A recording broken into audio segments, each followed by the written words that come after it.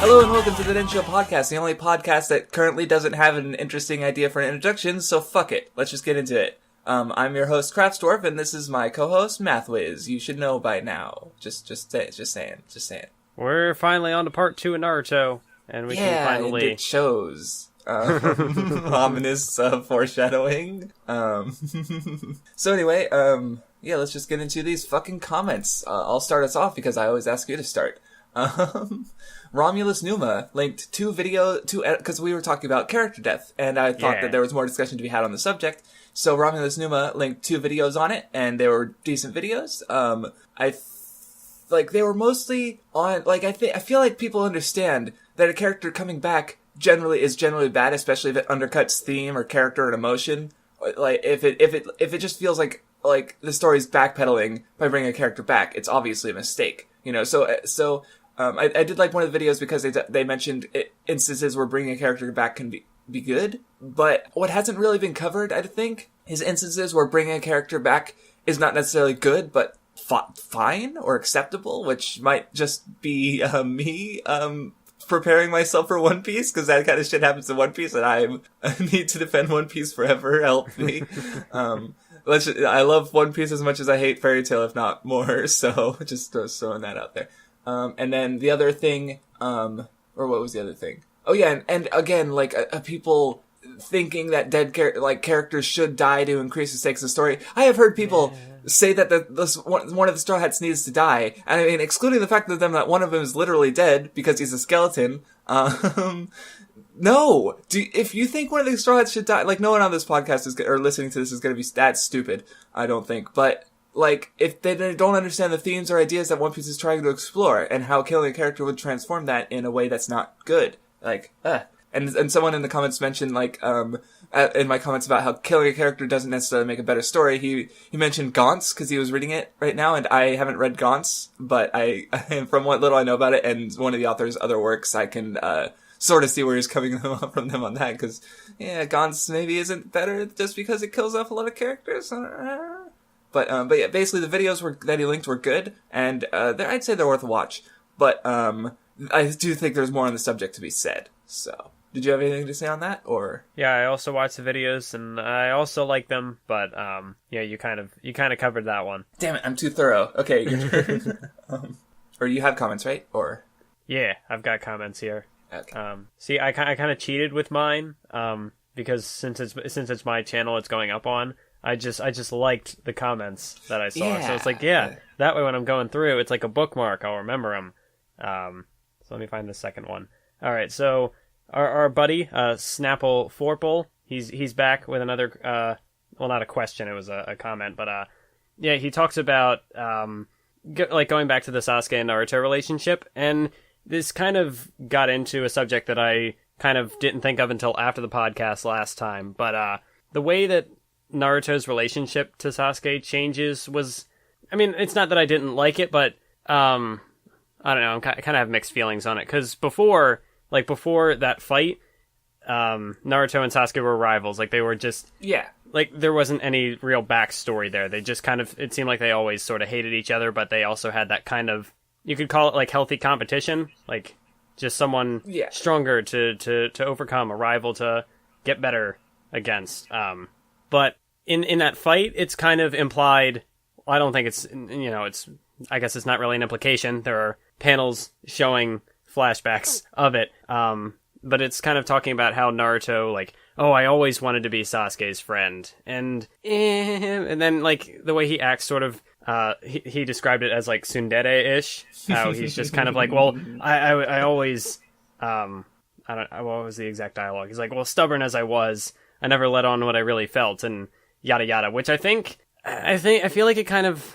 it's not that I can't get behind these two as being friends, because, by that point I still believe it, but believe it, get it, anime. I thought the same thing, but I didn't say anything. So, because having it, that kind of backstory to say, hey, I always wanted to be this kid's friend, it's not that, I don't know, because it did, I didn't really get that vibe from their friendship up until this point.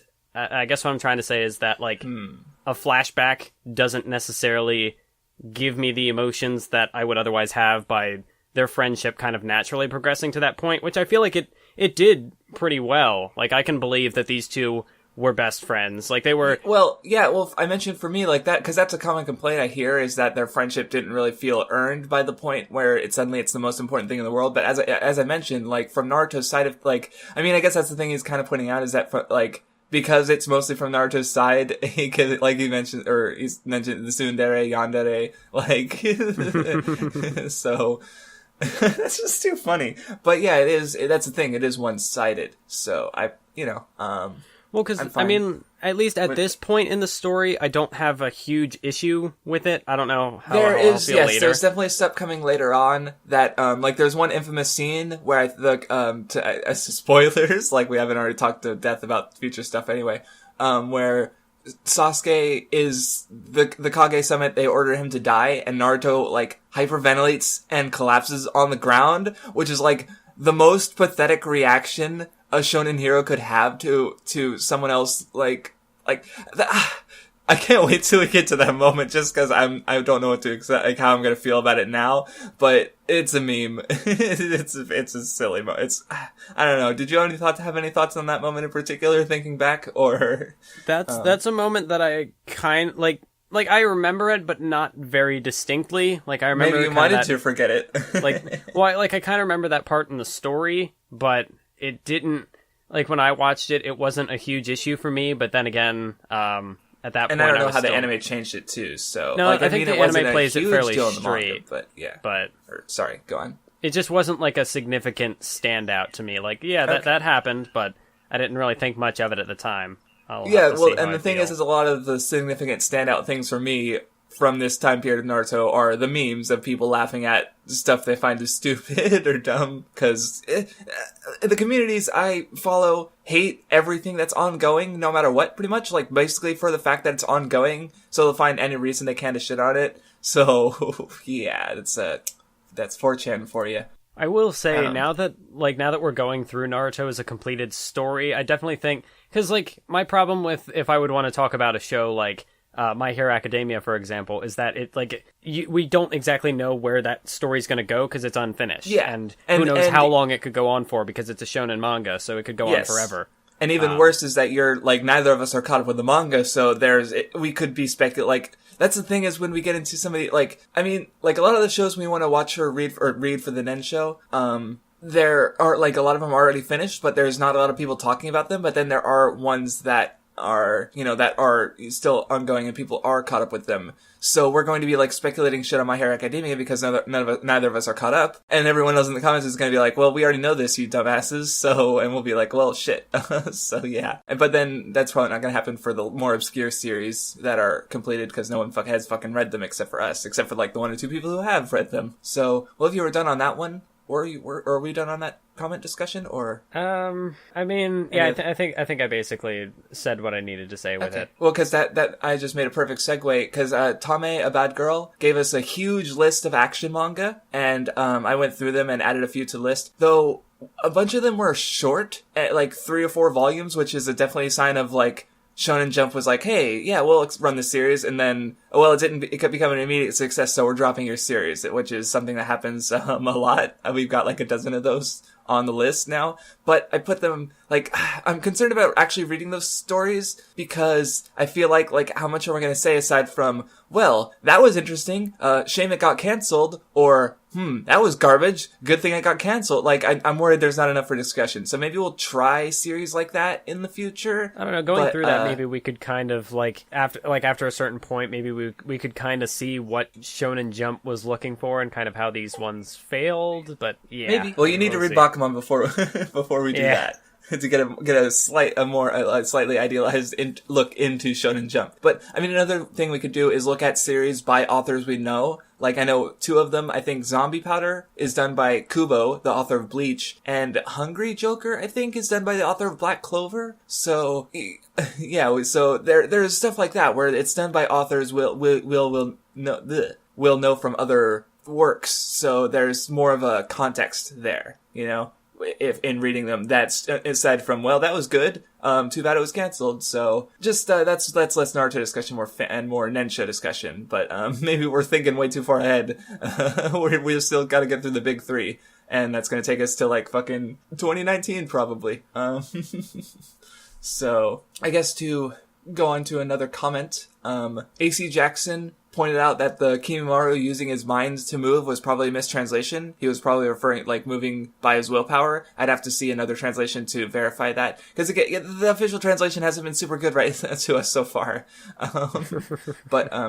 So that lessens the stupidity around Kimimaro a little bit, but I don't think that reduces your dislike of his character. Yeah, like, he did say that it would, like, now that he pointed it out, like, it could be a more, like, Eastern thing, which is why it would seem so strange to me. I could kind of get that, or the translators, which is why they fucked it up. That's possible too. But still, I still feel like Kimimaro's still. No, I didn't expect it to save the character. I just thought, oh yeah, we mistranslation because we didn't know what the fuck to make of that. Like, I move with my mind too, Kimimaro. What the fuck are you saying? It's more impressive that you just move with your body. But on the topic of, like, localizations, AC Jackson also pointed out how in the dub, the Drunken Fist was not called the Drunken Fist; it was called the Loopy or Fist. The Potion Punch. Yeah. So there's there. So that was a bit of a slight mistake on my part. And instead of a private potion, Tsunade refers to it as an elixir. So, like, at least I then... I think I remember that, but I don't remember the Loopy Fist, so... I think that felt like, at least the elixir part felt a little less cheesy to me, but then, like, Loopy Fist, Potion Punch, at that point, Yeah. So yeah, that was my bad. I was mistaken about the dub. It's been a while, so that's fine. That's nothing much to say about that, just little mistakes, so that's fine. Anyway, next comment. Fidelio was talking about the settings of Naruto and how it's kind of a shame that a lot of the we've already had the Forest of Death, which is honestly a more interesting location than these random forests that all these fights are taking place of. Though Kiba did fall into a chasm, so that was a little bit more interesting. Well, no, it's just a fucking place with rocks. So I think he asked us if what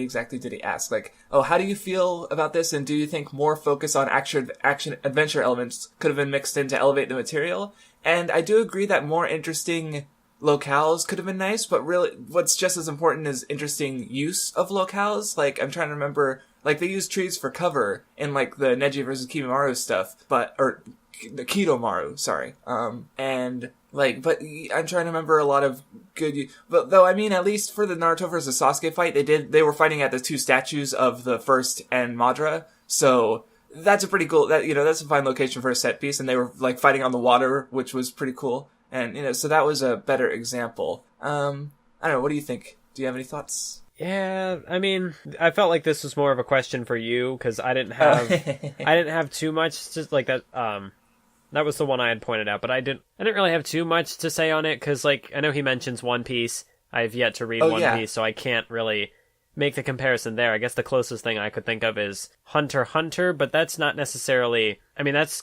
like completely changing what the end goal is. Like, you've got you go from this like mob sort of crime thriller thing to a video card game type deal, Sword Art Online genocide, except actually good. I love how Hunter x Hunter just outdoes Sword Art Online in like one arc and then never goes back to it again. But we'll talk about that when we get to Green Island.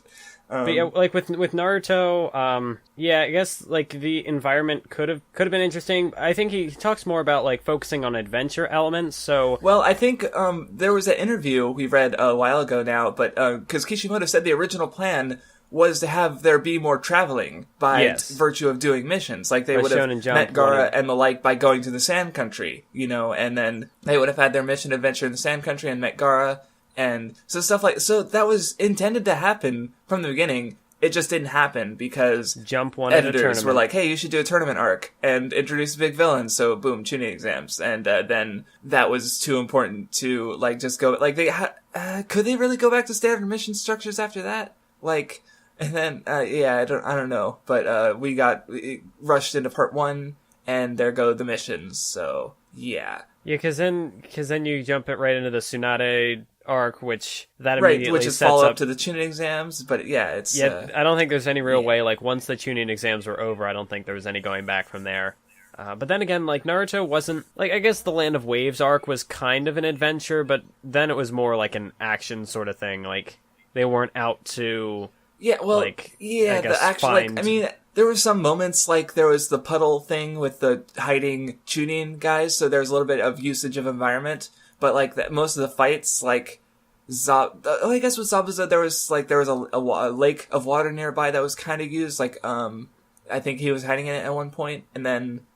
But the fight on the bridge didn't really use the fact that it was on the bridge until, like, after the fight with Gato getting killed and knocked into the water. But even then, that's not really a usage of it. So, but yeah, at least there is some change in locale and scenery. And I guess that's also true of, like, the Tsunade arc, because there was that castle, that nice-looking fucking castle that got destroyed.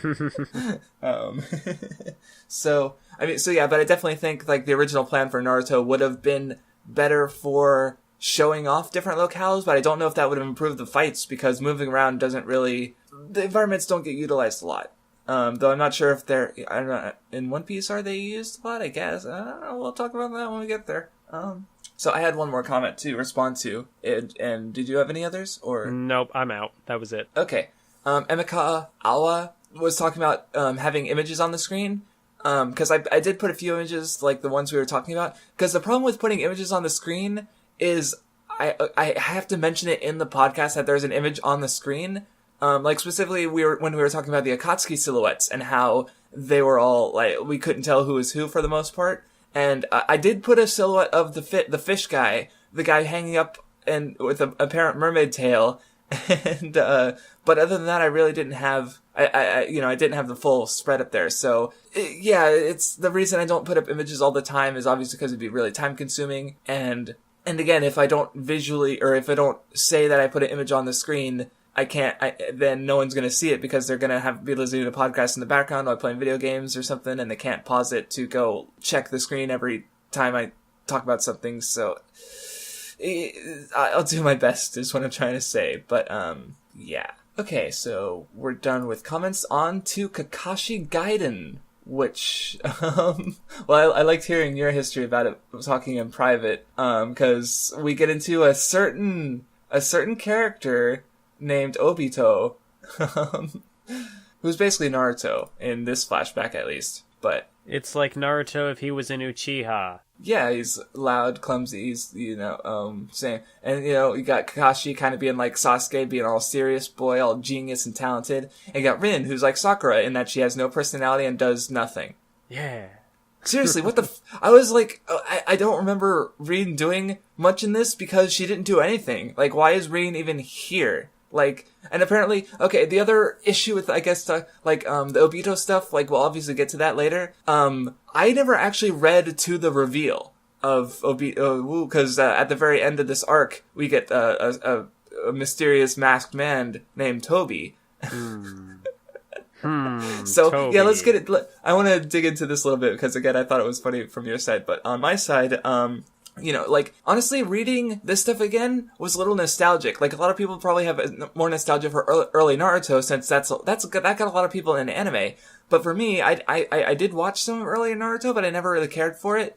And then, it was fine. But then I caught up to, this material after the time skip, and then I was reading it. That was when I was reading it weekly. So seeing, these designs of the post-time skip Sakura and Naruto and stuff was a little nostalgic, because this was... I would say this stuff is closer to my introduction into Naruto, because I just skipped the Sound 4 and search for Tsunade stuff, and just went straight into this. But as a result...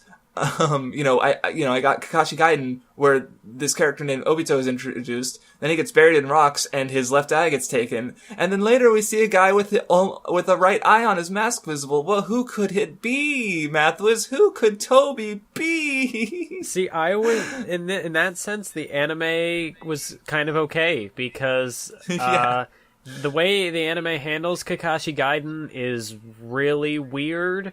Because, okay, I'm curious. Go on. Well, how, of course, you have two different Naruto anime. You have the original Naruto and you have Shippuden.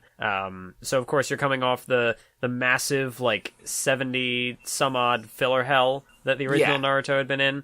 So they ended up, I don't know like the full details of it. It's kind of like, although I'd imagine this would be different than like the Dragon Ball versus Dragon Ball Z situation, but I'm not going to dig into that because like I said, I didn't do any research on that. But then we switch over to Shippuden, and I kind of get where they're coming from. Just jump right into the new material. Just forget about Kakashi Gaiden. It's just they a start backstory. from, like, a It's not flash going to be forward. important down the road. They didn't know that, I guess. But they just jump straight into the Kazekage Rescue. Or they flash forward to the Tenchi Bridge, right? Because I think I remember Shippuden starting on a scene of Naruto like running through the Orochimaru's hideout, seeing Sasuke, and then it sort of cuts away and goes back and catches up to that point. Yep, they do the flash forward first, and then they do the Kazekage. So when the fuck did they show Kakashi Gaiden? I was going through. I remember seeing. I believe, if I recall correctly, they showed Kakashi Gaiden twice. Well, because they merge it. Like, there's later flashback. They go back to some of this stuff later, like around the time Obito gets revealed. I don't know if it's before or after because I haven't read that far. So I thought maybe they'd merge it, but I guess they do go into it at another time before that. Give me a second. I'm gonna pull up Crunchyroll here because I remember going through this because I was looking for footage for my soundtrack video the other day, and I remember coming across it because there's one part where it's called like the Kakashi Chronicles, which that comes in first, and then I think because when I remember watching it, I remember like it was shown that like this is a flashback, this is his backstory, but in a sense it kind of seemed like filler. The way it was first introduced. Yeah, especially with all the rest of the filler in this series, it makes perfect sense why you just, but in the manga, there isn't anything else like nothing like this happens. You know, we don't get a sudden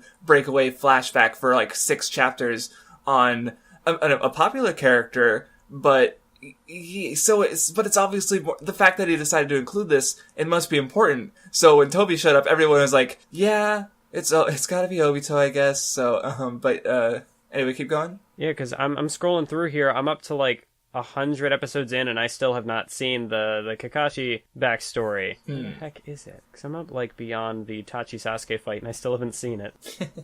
Weird. I highly doubt that. You might have just missed it too, but yeah. But yeah, it seems like they wait a while to actually finally go into the Kakashi Gaiden. So.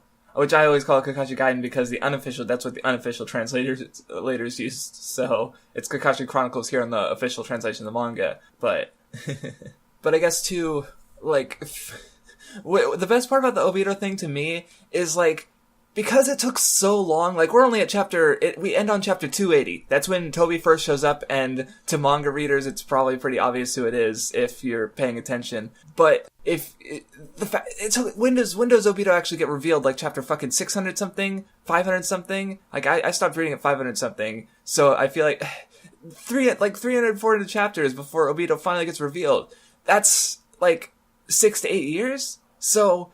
What happened to the fan base is because there weren't any real red herrings you had the Madara reveal of, Obito's actually Madara, which I feel like was Kishimoto. Like, everyone fucking knew it was Obito, so he was like, shit, I gotta throw everyone off. Like, so he did the Madara thing, and then later that got, there was the Kabuto shut off the corpse, and Obito was like, oh, where'd you get that? And anyone who was doubting that it was Obito, just figured the corpse was pretty obviously Madara, even though we never saw it. And then Madara shows up later anyway, so if there was any doubt then, so it's just, he spent so long in this twist that was just so obvious that you had the fan base like, no, it can't be that obvious, can it? So they're bending backwards trying to come up with all these stupid fucking theories. And I just, like, at this point I dropped off Naruto, so I was just able to, like, stand back and just shake my head at just the desperation and idiocy of people trying to defend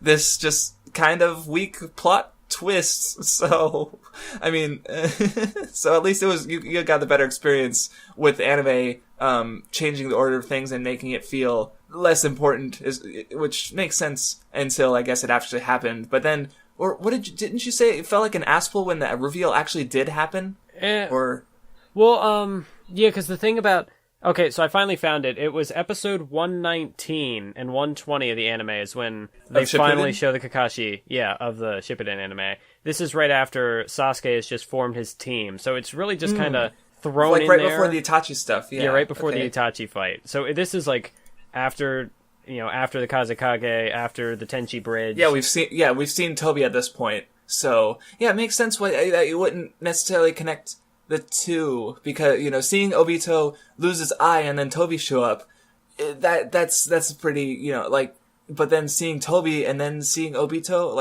it would be a little harder to connect the two, I think. So yeah, because but the way it's outlined in the manga, it's very obvious because because it's kind of like the start and end of a single arc. Like you have in the beginning you have the Kakashi Gaiden where obviously Obito gets killed in the flashback, and then at the end of the Kazekage Rescue, Toby shows up. Yeah, he shows up. So it's like, it's really easy to connect the dots there. But yeah, by waiting until 119, 120, Toby has been introduced, but I don't know. I'm still you can connect the dots, but I guess because of the way it's shown there, it's not that I necessarily like that though.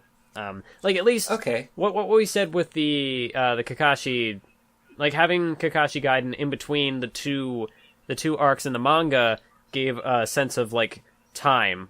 Time was able to pass. So when there was the time skip, it actually felt like a time skip because you had a good month or so in between the final chapter. Even just reading it, we have also had 2 weeks in between reading the end of the part 1 and then now, but then if you were marathoning it, you'd get this little Kakashi Gaiden to sort of pad it out a little bit before you actually do get into the time skip. So yeah. But then with the anime, nice. They had that massive filler hell, so they really didn't need Kakashi Gaiden there to also pad out some time to make the time skip feel like a time skip because. And they also had the rebranding, and I don't know how long was in between the last episode of Naruto and the first episode of Shippuden. So. I think it was at least a year because there's 70 some odd episodes of filler, I think. So it would have been quite a while. But and then starting off with Kakashi's backstory might have felt a little underwhelming because it's you're ready to get back with the cast and see how they've grown up or whatever, what happens after this 3-year time skip. But if you kind of have this backstory kicking things off, then it might just seem like more filler because with the way it was introduced in right in between these weird Sasuke arcs later, to me when I first watched it kind of felt like filler, this is some sort of backstory that they came up with for Kakashi because Kakashi's backstory hasn't been told yet. No, it's the real thing. They might not have shown it twice because I can't find a second set of episodes with it, but yeah, it just I think the reason why they might have shown it twice was because they show it then and then they might have shown it again right. Well, I assume the second time was a refresher for the war when Obito the fact that he's Obito becomes relevant again. So it's kind of a reminder because it's been years. So that's what I assumed. But I don't know. I haven't read that part yet. So anyway, let's actually discuss Kakashi Gaiden instead of just our meta around Kakashi Gaiden. Because there's definitely a bit of a theme here, it's touching on stuff that should have been touched on a while ago, but is also kind of because Kakashi's all about rules, and you gotta follow rules as a shinobi. You gotta do things right. You gotta do it right, and we find out why later. But Kakashi here is exemplifying an idea that we really don't see. Or that we haven't really seen in the series at that point, even though it's been mentioned a lot before. So it feels maybe a little too late, but it's something. It's something. I know one of the details with this that they really start bringing up is that a shinobi shouldn't cry, but I felt like that would have been now that we've seen all these emotional moments and characters have been breaking down. I feel like it's. Shouldn't this have been a thing? I feel like it makes sense for it because it's the time of war, and in war you generally have people really tout their nation's ideals and such. So I feel like they're in this chaotic time period, they people attach themselves to what order they can find, and so shinobi rules are their order during wartime. So. Yeah, it kind of makes sense to maybe this will come up again when we get to the actual war, or maybe I'm just reading too far into it. Well, because I know then they bring it up in the Kazekage arc, and so then it's like, oh, so like now this is a thing we're really running with. Yeah. But well, because I guess the idea is more, it's less of well, because the thing is, Sakura mentioned it too, while contradicting it as she cried over Sasuke's body, but I feel like I guess the idea here is that the older ninjas have dumb ideas, like, because in the Kazekage Rescue arc, it was, like, I think Chio, the old lady, and the older characters who were mentioning the shinobi rule stuff. Well, the newer characters don't have that close attachment to these rules. So you got this dichotomy of old and new, which, there's definitely a generational aspect to Naruto. But, like, and then at the same time you get, like, Jiraiya, who's one of the strongest ninjas in the series, and he even tells Naruto, like, shinobi shouldn't have vices. They shouldn't be interested in women, or gambling, or earning. And then he just goes and does all the things. He contradicts himself. So that kind of weakens the dichotomy a little bit that I just came up with. So, whoops.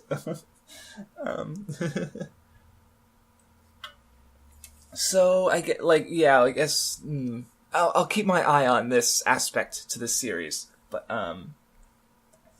yeah, it's it's war. They're all versus the Rock Village, and they're showing off how cool everyone is. Kakashi's doing the chidori at this young age, like Sasuke, but he came up with it, or I don't know, maybe did he come up with it? I forget. But, yeah, he invented it. He's like, this, okay, I want to try out this new jutsu. Yeah, he's a little genius, little tiny genius. But Minato is, I don't think they say, did they say it? No, they just call him the Yellow Flash, I think. So they don't refer to the fourth Hokage. Well, of course we know it's the fourth Hokage, and we know it's Minato from later in the series. But yeah, I don't think he's been named. But he's stronger because he's the Jonin. He's a Jonin sensei. He's the more experienced, even though Kakashi is a younger Jonin. So, and Rin is there for some reason. It's their squad is a little weird because it seems like Obito doesn't really do anything except cry. I mean, Rin's the healer. I mean, at least Obito's the heart. He's the heart of the group. But yeah, I mean, is he a Genin or a Chunin? Like, I can see him being a Chunin just because it's wartime, and like that was the sense I got from, like, because it's wartime, these characters or maybe Kakashi just is that good. But at the same time, he seems pretty junior compared to modern Kakashi, who's also a really strong Jonin. So, maybe they mentioned it, I just forgot. But yeah, oh yeah, we do get a little tidbit here with Kakashi's father being the White Fang, or was it White Fang or White Flash? No, White Fang. White Fang. Minato's the Flash. Yeah, the Yellow Flash.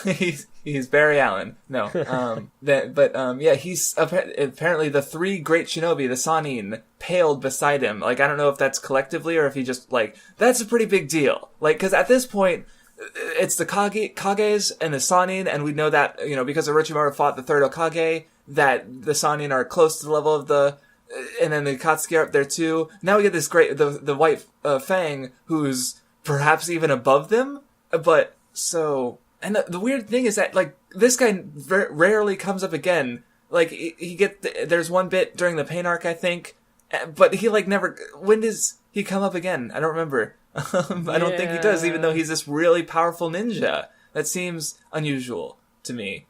Like, you'd think he'd be as important as, like, the second Hokage or the first Hokage, something like that. Like, does Tobi get his body, or Kabuto, do they get his body for the fourth war? I don't remember them, but, I mean, it's possible. That's the part where I kind of started tuning out. But you'd think, like, with all the past characters who are dead, but they come back into relevance later in a big way, you'd think, oh, maybe the White Fang has got something, but... Especially if he's so fucking strong. Like, this is pretty, like, just suddenly, boom, this guy is incredibly powerful. Like, so yeah, it just seems kind of weird that this really doesn't come up a whole lot outside of Kakashi Gaiden, even though, like, there's this guy should be important. Strong ninjas seem to be important. It's interesting, I guess. But yeah, it's also kind of weird. But yeah, of course we do find out that, I guess that, yeah, Kakashi's, yeah, his backstory, his dad died, like he was caught between a choice to save his friends or complete the mission, and he chose to save his friends, and everyone hated him, and he just died, basically, like, he just, like, just the, I guess the, Oh yeah, even the people who he rescued hated him too, so he just like wasted away and ended up. Oh yeah, he killed himself. There we go. I was trying to find out like how did he die again? Okay, yeah, he killed himself. So and that which impressed gave Kakashi his. I guess kind of weird thing about it is like I guess Kakashi is really young, and of course the backstory he does go through an arc, but it's like we're building Kakashi up as this character, like or they're focusing on these aspects of Kakashi that don't represent his current character. Yeah, because he's a very sort of cold, detached person, but then in the talks of his father, we see he once adored his father, but then when he saw him wasting away, he kind of just gave up on him, and then became kind of like a Sasuke, and then he was very cold, very detached from and then people. Of course Obito changes that in him, but then he ends up just becoming more experienced and aloof somehow. So I mean, obviously it'd be kind of silly for 13-year-old Kakashi to go from this cold guy to exactly the character we know in the course of a day or two, but it's fine. I mean, but I guess there aren't really any shades. I'm trying to think of, does current Kakashi have any shades of this younger Kakashi? He's almost a completely different person, which is again it's fine. It's wartime versus peacetime. He's 13 versus 20 something, 30 something. I don't know how old Kakashi is. It's a pretty big length of time, but this part doesn't really do much. It doesn't really do much to flesh out his more comedic side, which is how he's first introduced. Is he's a very funny guy, but he's kind of a prankster. And this isn't I don't really see there you get flashbacks and stuff, but I feel I don't know when I'm thinking of flashbacks, I think usually they explain why the character. That's the point of a flashback, is to explain why the character is the way they are. But I feel like with this, it's trying to be more of a self-contained story. You could if you kind of know the setting of Naruto, you could read this and it's just a standalone thing, it introduces Kakashi and Obito. Kakashi gets a character arc. Rin is there for some reason. And you get this little self-contained story, but when you hold it up next to the rest of the series, which is very much intended to be, especially considering Toby, it's what does it really say about Kakashi's character that affects his character that we've come to know for 200 plus chapters now? Not a whole lot, really. So it's little disappointing on that front. So it's still fine, but should it have been more? Well, I mean, it is more, as we're probably gonna get sick of this shit by the war. When we get to the Obito shit in the war, I mean. Because there's way more to this backstory that Because there's some other stuff with Rin that comes up later or something. I don't know. I never actually read that far. I guess maybe the reason that I haven't tuned it out is because I don't know anything about it, so it seems interesting to me. But so I don't know. We'll talk about it later, I guess. So there are some interesting details in this some of the details that they introduce here are kind of just I don't know. They feel kind of forced because you have towards the end of it, they develop this love triangle going on, or at least it seems to be implied that there's one. Yeah, but it's just kind of a throwaway line of dialogue. Maybe not a throwaway line, but it's just it's dropped in there, and that's it. Yeah. Was it really necessary? Because honestly, Rin makes Tenten look good. That's just sad. People joke about Tenten, but I'm just reading this and Rin, she heals Kakashi once, she gives him a fucking lunchbox, then she gets captured, and then she does the eye thing. That's the only reason she's a healing ninja, is so she can do the eye thing. That's the only reason she exists, because Kishimoto needed a character to actually give Kakashi his Sharingan eye. She's just kind of a vehicle to progress the events. She's the one who gets captured, so they have to go find her. She puts the eye in the eye. She's a plot device! Which is probably true of the fucking later shit, because I think Obito is really mad that I think she dies somehow later that we don't see, and Obito gets really mad about it or something. I don't know. I'm speculating, speaking on shit I never read, so. I mean, you could almost say that because she's a plot device, she's a bit better than 1010, because I don't even think 1010 was a plot device. At least she has a fighting style. I almost said personality, but I can't back that up, so, but she fights sometimes. It's nice. Poor Tenten. She gets defeated off screen. So she doesn't even. I get that's the difference. Tenten deserved more, but Rin didn't. Rin doesn't deserve anything. Yeah. She's the worst. She's worst girl. I'm planting my flag, and I'm going to die by it. It's okay, Rin is worst girl. Craftsdwarf. She dies. I thought so, but everything works out in the end. Well, now I get to plant my flag by a gravestone and continue to say that she's worst girl. I do think there were some interesting like page layouts in this because like obviously you have the iconic side by side like face lineup, which I'm sure will get abused later on. Like it'll come up so much more, but like it's a cool thing here because it's like they're two halves of a face because they both share the eye. I mean, I sound like I'm joking, but I do like the layout. It is a cool technique. I'm pretty sure he will use it over and over and over again later on.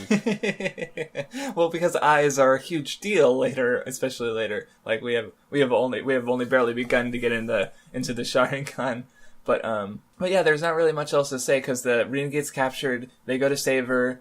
Obito gets trapped in some rocks. I'm definitely going to die. This is 100% fact. Don't check for a body. I'm definitely going to 100% die, says Obito. And we'll remember that because Obito is 100% dead and we'll never hear from him or see him again after this point. Never.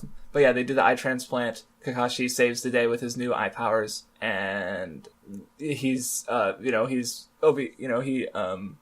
sacrifice and being a good. Oh yeah, because that was a big conflict, of course, with save the mission or save friends, and Kakashi decides to save friends, and because character development and. Because Obito says his little speech about how ninja are trash, and that's never going to come up again. Well, because the thing about that was that Kakashi had brought that up, I think, in the very beginning of the series. That was one of the...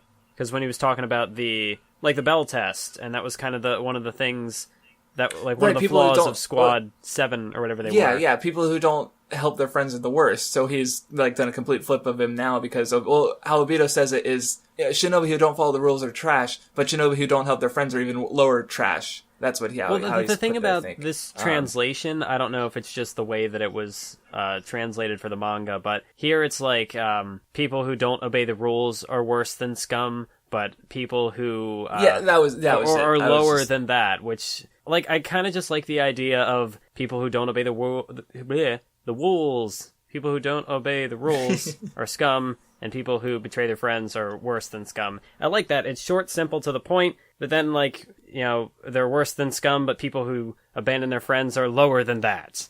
Like, I don't know. It's less defined, I guess, so it just kind of seems... So I feel like they flash back... Like, there's one chapter where they flash back to that line right at the beginning of the chapter to remind us where they are, and then later on in the chapter, as if we forgot. And then it was at the end of the previous chapter, so you get it like 3 times within like a chapter and then 1 extra page. So it's just like, we get it. Ninja are trash. Ninja are scum. I got it. So yeah, that was Kishimoto can be a little weakness. He can go a little overboard with the flashbacks sometimes. Like I could definitely understand using them in like, especially if this is coming out weekly. Like people will forget that over the course of a month or whatever. But in Kakashi Gaiden, where it's like it's only 5 or so chapters, so like. Yeah, it's a pretty self-contained story, so which is maybe why he felt the need. Like, I mean, you're reading a series called Naruto. Oh, what if this is the first chapter of Naruto you read? Shit, it actually was for me. But it's like, where's Naruto? What does Naruto mean? There's just this Kakashi guy and this Obito guy. But maybe there was an explanation in the beginning. No, I don't think there was text bubbles explaining what was going on. Yeah, but there was.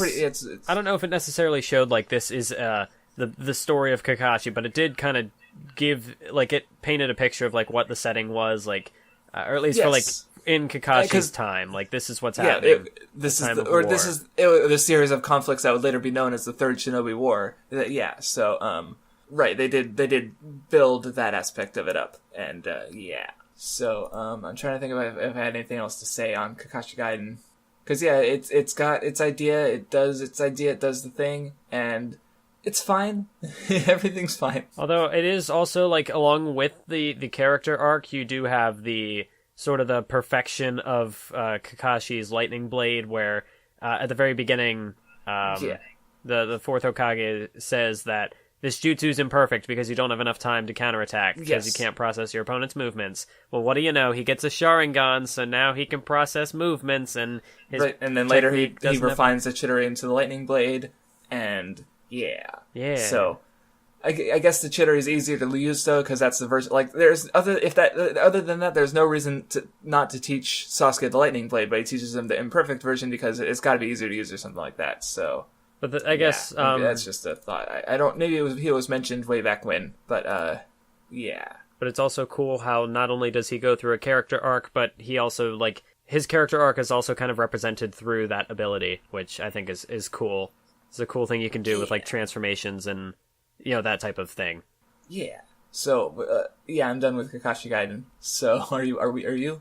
Because we're getting into the first. There's a popularity poll. Nothing really to say here. Gamabunta still is unrepresented, unfortunately. Wait, was there a third popularity poll? I remember seeing the jutsu poll, but I didn't see. No, there was. Well, because I guess the biggest difference is that Sasuke is first place and Naruto is second, just like in their fight. Oh. That's what that was. That's what the images were. I'm dumb. Oh, you just skipped it. Okay. Well, no, I didn't skip it. I think I was distracted by the jutsu poll, and so I just kind of assumed, what's on screen is also the jutsu. But no, because Sasuke was one. But I was confused, because I was like, why is Sasuke in one spot, but his technique is in another? So that's what that was. I get it now. Oh, interesting. I just noticed, because the Rasengan is above the Chidori, but the Chidori is above, even though Naruto is below Sasuke. And the Chidori is above the lightning blade? Sure. And Tsukuyomi is really high up, so... See, I'm not the only one who really liked the Tsukuyomi.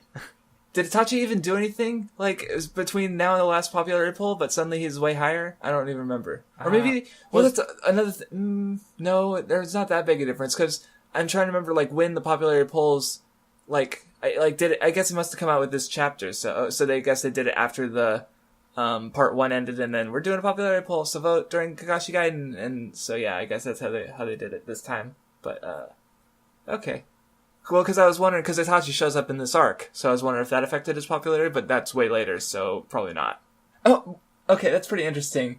I was looking at the jutsu poll, and 17th place is a jutsu that isn't even from the show. Yeah, that was from the manga. It's from the movie. I was like, oh, it's interesting for something like that non-canon to place it. I guess a lot of people like that, even because there's no way everyone who voted on this poll saw the movie. I mean, obviously everyone who voted on the poll probably, some of them probably haven't even read the entire manga just because they popped in at some point and maybe they went back and read older stuff, but I don't know. I don't know who votes on these polls. Aside from people who read Jump, they might just be random people who are just like, oh, I'll vote on this poll, even though I barely read the series. I don't know.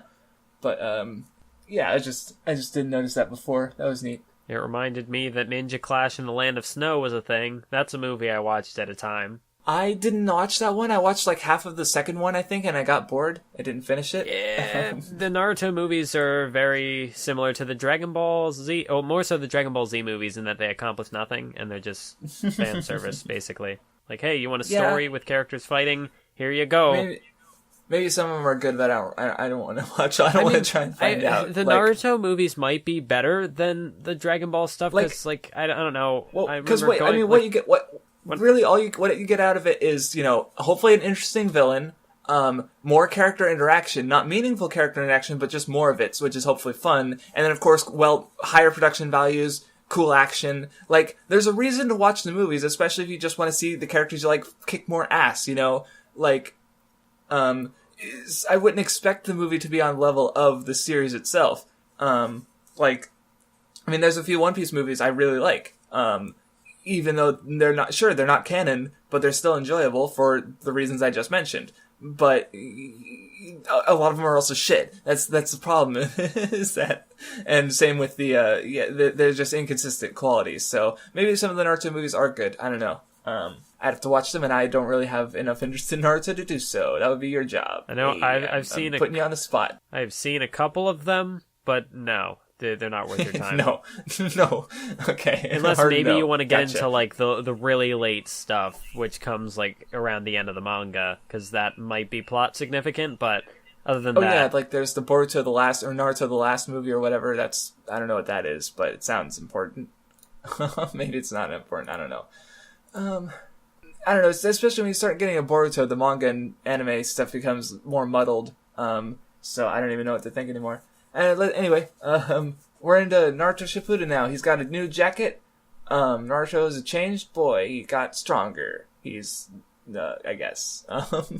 It comes back to Konoha, and yeah. See, time skips are, like, it's all about, remember this for the future, because there's at least one shitty time skip I know of that we're probably gonna cover at some point, and I hate it.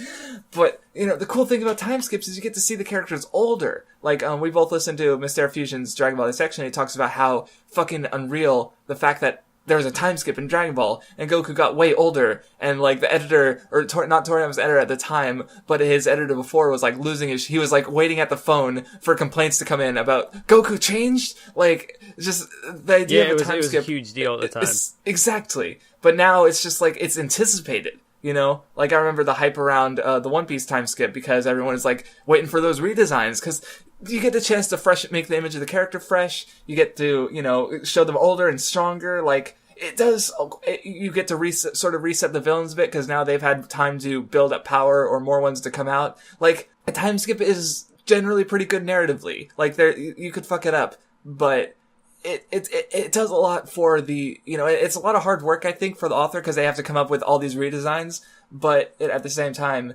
it opens up possibilities. So, and, they're hotly anticipated for a good reason, I'd say. And so, yeah, we get Sakura's redesign too, and everyone's, a slapstick scene, which was, I guess the idea was to show off Sakura's strength, and maybe, again, connecting more to Jiraiya and Tsunade, make the parallel more obvious, but there hasn't really been a lot of slapstick comedy, I don't think, in Naruto up to this point, so it felt kind of out of place to me. How did you feel about it? Well, I know that, like, Naruto is more comedic, it's, like, definitely the early stuff was more comedic than, I can't think of any examples at the moment, but Naruto does have its moments of comedy, Definitely. But, I mean, I don't know, I thought this one was fine. It didn't feel tonally inconsistent to me. It's not the fact that it was comedy, it was the slapstick comedy specifically. Like, I don't remember Sakura smacking Naruto upside the head, like... Oh, yeah. That felt... I don't remember that was that new, before, but I guess maybe that was to show... her strength. Her strength, like I said, but it felt a little... I mean, I do the fact that it was happening maybe a shade forced, like, not outright, like, terrible, but just, like... I mean, sure, I was okay with it. I think this was better than, like... I know I had talked about the scene at the start of the tuning exams, how Sakura is kind of like, scary Sakura, because she's... Naruto and Konohamaru and them are goofing off, and she's like, oh man, she's angry, she could hurt you. But I didn't it's think like, about... I'm not really... she I don't never believe actually that. did. So yeah. I wonder, wait, does Inner Sakura ever come in again? Inner Sakura shows up in this this section, because, like, Naruto is being a jerk to Tsunade at a point, and Inner Sakura I missed is that, like... So, because I was just wondering if maybe they've merged, and I do think that's the direction that we're heading in, though. Okay. Like, it only pops up once. It's not like a regular part of her character like it was in the early thing, which I guess... Yeah. Well, because we talked about how, like, she's kind of fake sometimes, and her Inner Sakura is that her true self. So if, like, there's no, at this point, she likes Naruto to, as a friend at least. The Naruto Sakura shippers are crying right now. And I hope they remain crying. I don't like shippers. No, I don't care. But it's just kind of funny to me. But, as far as this scene goes, I think for me personally, I think the comedy was, I mean, I wasn't laughing, but I do think that the comedy was more effective than, like I said with the scene at the start of the tuning exams, like, I would not buy that Sakura would be scary. Like, oh, she can beat you up? Really? Prove it. But, like, here in this scene, like, she just straight up smacks him, and it's like, oh, okay, yeah, you might want to watch yourself around her now. Like, the thing with, I guess it was kind of interesting how your expectations are somewhat subverted with Naruto, because usually with, like, a time skip, you think, oh, there's going to be some sort of, like, personal growth there. But here Naruto is he's still like, nope, I've got pervy ninjutsu. I've got a new one. I'm gonna show it off. And, like, I guess Sakura hit him because she was disappointed, because she's, like, right before he says that, she's like, whoa, Naruto, he's so much more mature now, and then he just derps out, and she's just like, oh, fuck off. I did have a note about that, because Sakura very much, we talked about the Dragon Ball time skip earlier, and Sakura kind of plays the same role as Bulma did in that, where she kind of swoons over him a bit, not to the same degree as Bulma does, but, like, she's impressed, like, oh, this is, like, who is this Naruto? This is not the Naruto I'm used to seeing. But then he's still Illusion the same. Broken. He's still the same Naruto. Although still, I'm a little... I mean, Naruto's got, like, the pervy ninjutsu, I guess, but it doesn't... Because, like, the joke here was that, like, oh, you're... Like, Jiraiya, or Tsunade talks to Jiraiya, and she's like, oh, is he turning out just like you? And then he's like, well, you're grooming a mini Tsunade there. But, like, I feel like the connection with Naruto and Jiraiya isn't really there. Like, that pervy aspect of it, like, with Naruto, well, I mean, it was not... always there, I guess. Like, well, I mean, there, Tsunade doesn't, but... like, she does, or, sorry, go on. Well, because, like Naruto, at the very beginning, he had the sexy jutsu, but it doesn't seem like part of his character, really. It just seems like a thing that he does. Like, he doesn't seem like an overtly pervy person. There's no... Yeah, like, well, and Tsunade says that, like, oh, is he becoming more like you? But, of course, she doesn't know that we've known Naruto since the beginning. He was like this before he met Jiraiya. And he doesn't even like Jiraiya's shade of perviness. Like, I think with Naruto, it's supposed to be this innocent, childish sort of perviness, sort of. So, but he's a teenager, so maybe, because now he's, like, 15, I think? Is he 16? I think that's the age. Are they 16? I don't know. Semantics, I guess. But this isn't like the same instance with Goku, where Toriyama's very clear objective was to have Goku grow up. Here, Naruto still feels physically. Yeah. Well, no, not just physically, but like Goku is an adult now. Like that was his objective with it.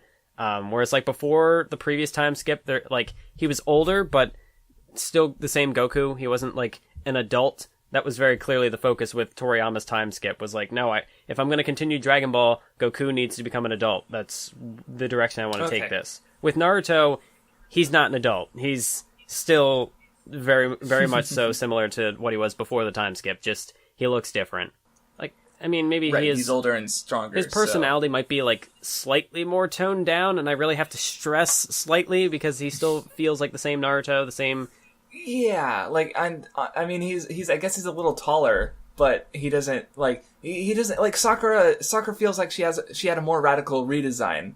Like, she has boobs! Like, what the fuck? I don't believe it. Sakura, I didn't realize. But yeah, so, yeah, it's... Though, honestly, speaking of Sakura, like, I mean, I do think her Force of Death bit was probably her best individual moment, but honestly, I forgot she did so much during this arc. I was surprised, like... This could Sakura's arguably, doing something. I think this is where some people arguably say that Sakura is at her best here, and I can definitely... I haven't heard that, but I totally agree. I can see why, because, like, at least here, like, the difference with Naruto is that, like, his character doesn't really change. With Sakura, you can feel, like, I think her personality is a bit different. Like, we talked about with Inner Sakura, how before she was kind of fake and kind of, like, reserved. Like, you'd see in her scenes with Sasuke, where she's just completely helpless, and she would, she couldn't really stand on her own 2 feet. Whereas here, she's punching Naruto in the face, she seems more confident than she was before. For her, there's a clear shift in her character, but at the same time, she's not... Like, she's still Sakura. It's not like when Toriyama uses the time skip with Gohan at the start of the Saiyan arc, where he becomes a completely different person off-screen. He survives in the wild. How did he become a new person? It happened. But, like, there's a bit of progression there, but it feels like, I guess, natural progression, but also... She's not a completely different character now. Yeah. Like, it feels like a natural evolution. Like, this was what would happen over 3 years. 3 years without Sasuke or Naruto, and 3 years under Tsunade. I love the page where Kakashi's hiding underground, and Sakura smashes the ground, and Naruto's just like, what? And Kakashi's like in fear, like, because Sakura's just shatters the ground like it's nothing, and she's got this like fucking confident look on her face, like, oh, it's just really good. That's a good page. It's a really good page. God. Oh man, like which of course this is the idea to show their growth. Like, I mean, Naruto doesn't really show off any new abilities. Like, he's just using the same thing, just more competently. Yeah. Like to the point where he's able to stand. Like he sneaks. He does the. Look at the poetry; it rhymes with him behind Kakashi instead of Kakashi behind him and pinning him. So, yeah. It's cool. I mean, I feel like I could see people being a little disappointed because they're not showing it like a whole, like Naruto at least isn't showing a whole lot of growth. Like he's not showing off new powers or abilities or anything. But again, like I said, it's more in the nuance, dare I say nuance, the details. There's another way to put it. That sounds less pretentious. I know a common thing with these redesigns that I know Super Eye Patch Wolf brought it up in his video on Naruto, how with the time skip, some of the designs are a bit simpler, you could say, because easier to draw. Easier to draw. The thing, like, I don't have much of a problem with some of the redesigns, but I know for me with Naruto, and I think this is like, I think it makes sense for his character that he would, like, his clothes would be different, because like with his original design, I thought it was really cute how he would always have like he had the giant jacket thing, but like with the way the collar was, it looked like the clothes were almost too big for him in certain instances. But like now he's wearing something, it's a lot like the clothing's a lot tighter. He just looks more his looks clothes more fit mature, him. I guess. Yes, yeah, which also makes sense because like younger Naruto wouldn't have had anyone around. He like, of course, like I mean, he's fending for himself, so it doesn't really, but well, and though like that's also I like his current design a little better. Like, like just I mean, well, I think his earlier design is better if he opens up his jacket. Like, the modern design is probably better than his standard look, I'd say. That's interesting because I think the earlier design is far superior, but that's just a personal taste thing. Okay. I'm well, happy it could with just be like I was saying earlier about how like this is kind of my first real go into Naruto, so maybe it's more of a nostalgia thing for both of us. That's true, but like I do like the redesign because if you still had Naruto kind of wearing the same clothes and he's supposed to be more mature, like I don't think his older outfit doesn't really convey maturity, because like I said, the clothes at times seem too big for him, so it's like, but now there's kind of a metaphor there, because like he's taken on challenges that he can't really live up to, but now he's older, and he's got clothes that fit him now, so he can take on the world properly. He's ready, I guess. That wasn't the cleanest way to stretch that metaphor, but I'm sure you can make one there with some more thought, maybe. Yeah. It's, there's a lot that goes into character design, and this is fine. But though we skipped it earlier, but I do like the bit before they start fighting where Kakashi mentions Sasuke, and then Naruto and Sakura get really depressed. That was pretty funny. But anyway, that kind of interrupted you there. But so they keep fighting, and I guess like what I kind of like, they beat Kakashi by Naruto spoiling the ending to the book, and they steal the bells. I kind of wish there had been something with a bit more teamwork. Like it's kind of just Naruto using information he has to win. Like Sakura doesn't really do much in the end. You think? And most of like there's a lot of fighting like off screen or conflict off screen because they sort of time skip and everyone's tired. But so I feel like he was just trying to rush it. Like he just wanted it over in this chapter, like because it's one chapter. This is a single chapter of conflict. Yep. But I feel like if they were going to set up like a big teamwork moment, there would have need to be more build up. I think that would have been especially more important considering that the theme of the first bell test was that you have to work together, you have to work as a team. So that would be the way to overcome it is to work together to take down Kakashi. But could have been more. Kind of disappointing finale, but not the worst thing. Just a bit of a letdown, especially with again Sakura being cool for a change. But then ultimately not doing much, which I guess is fitting for Sakura. I mean, I do think it was interesting how they they get the bells from him, but they don't outpower him. Like they kind of trick him, which still keeps Kakashi it keeps because I mentioned this before. He's the baseline for Jonin, you could say, because he's always the one who's compared to when it comes, like Gaara's stealth was compared to Kakashi, Sasuke's amount of Chidori's was compared to Kakashi, Itachi, everyone's compared to Kakashi. He's the baseline for everyone else, sort of. If you're above Kakashi, you're a big deal. If you're under Kakashi, you might still be a big deal. He's a strong character, or he's powerful. So yeah. And yeah, this does give us a better sense of how, like, they are closer to him. But at the same time, not that we don't really know how much closer, because again, we don't see, like, Naruto never used the Rasengan. Is it bigger? Is it stronger? We don't know at this point. So yeah, are you still there? Yeah, Mathwis? Yes, I'm still here. Okay, sorry, you were tuned out for a little bit. Sorry, sometimes I forget that Discord, like, if you just say one word, doesn't always pick it up. Damn it, you're right. I didn't hear you. Okay, so next up, they finish and they run into Temari and Shikamaru, and we get to see their designs, though. Yeah, they're a little different. Temari in particular. Yeah, I didn't really have a whole lot to say about, like, those redesigns. Like, some of them don't feel as, because again, like, with Shikamaru's, I think I said this in the last, the one about the Sasuke retrieval arc, how his future design looks a little, like it has a little less personality to it. But again, I think in this instance, he just looks like a Chunin, basically, like a regular Chunin, but it's Shikamaru. So, but in this instance, I think that works as well, because, like, before Shikamaru was kind of the lazy guy. He wasn't motivated to really do anything.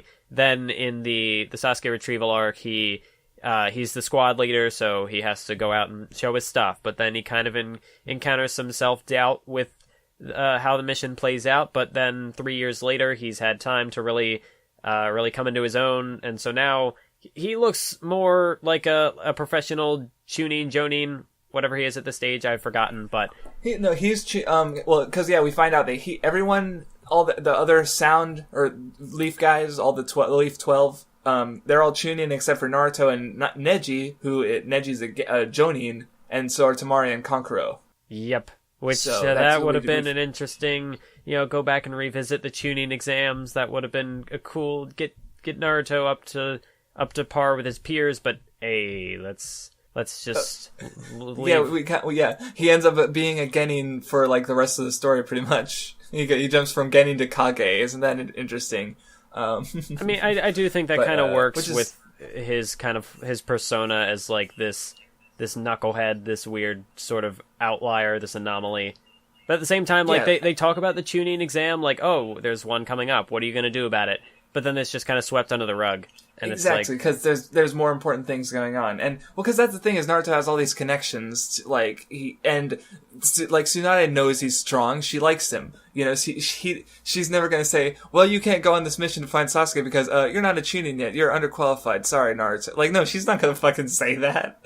And I guess it would be cool to see Naruto blow through the Chunin exams, but at the same time, it would just be kind of unnecessary. I guess maybe Kishimoto could have done it off screen somehow, I guess, but again, it's not important enough to really go into. Like, definitely not. It's not like a situation where, in Greed Island, where Killua just blows through the Hunter exam. Yeah, that was a really cool moment. But it's really important there because, like, becoming a hunter is just, like, important for, like, functioning in that world. So if it was, look, it's convenient, yeah. But maybe it wasn't necessarily important at the moment, but I could see that maybe coming into play down the road. Maybe later during the Chimera Ant arc, when they were getting into the country, the NGL, I think, or that might have been important. Maybe I'm missing details, but but it was a cool moment. Like, I wouldn't have minded something like that for Naruto, but I mean, obviously he wouldn't do something so dickish as to literally beat everyone just because he can.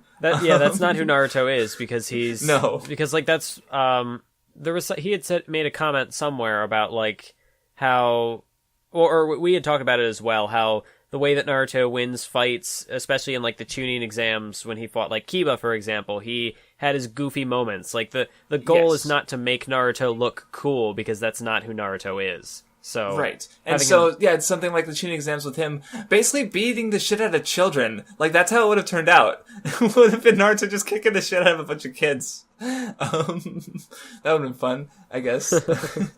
But I guess yeah, for me it just kind of felt a little like a Chekhov's gun. Like, hey, the Chunin exams are happening. Though, I mean, I guess you could have made Naruto look uncool by having him being, like, really cocky about beating up these kids. Like, yeah, eat it! Which is also not very Naruto, but I just... Well, I don't know, because he kind of had his moments.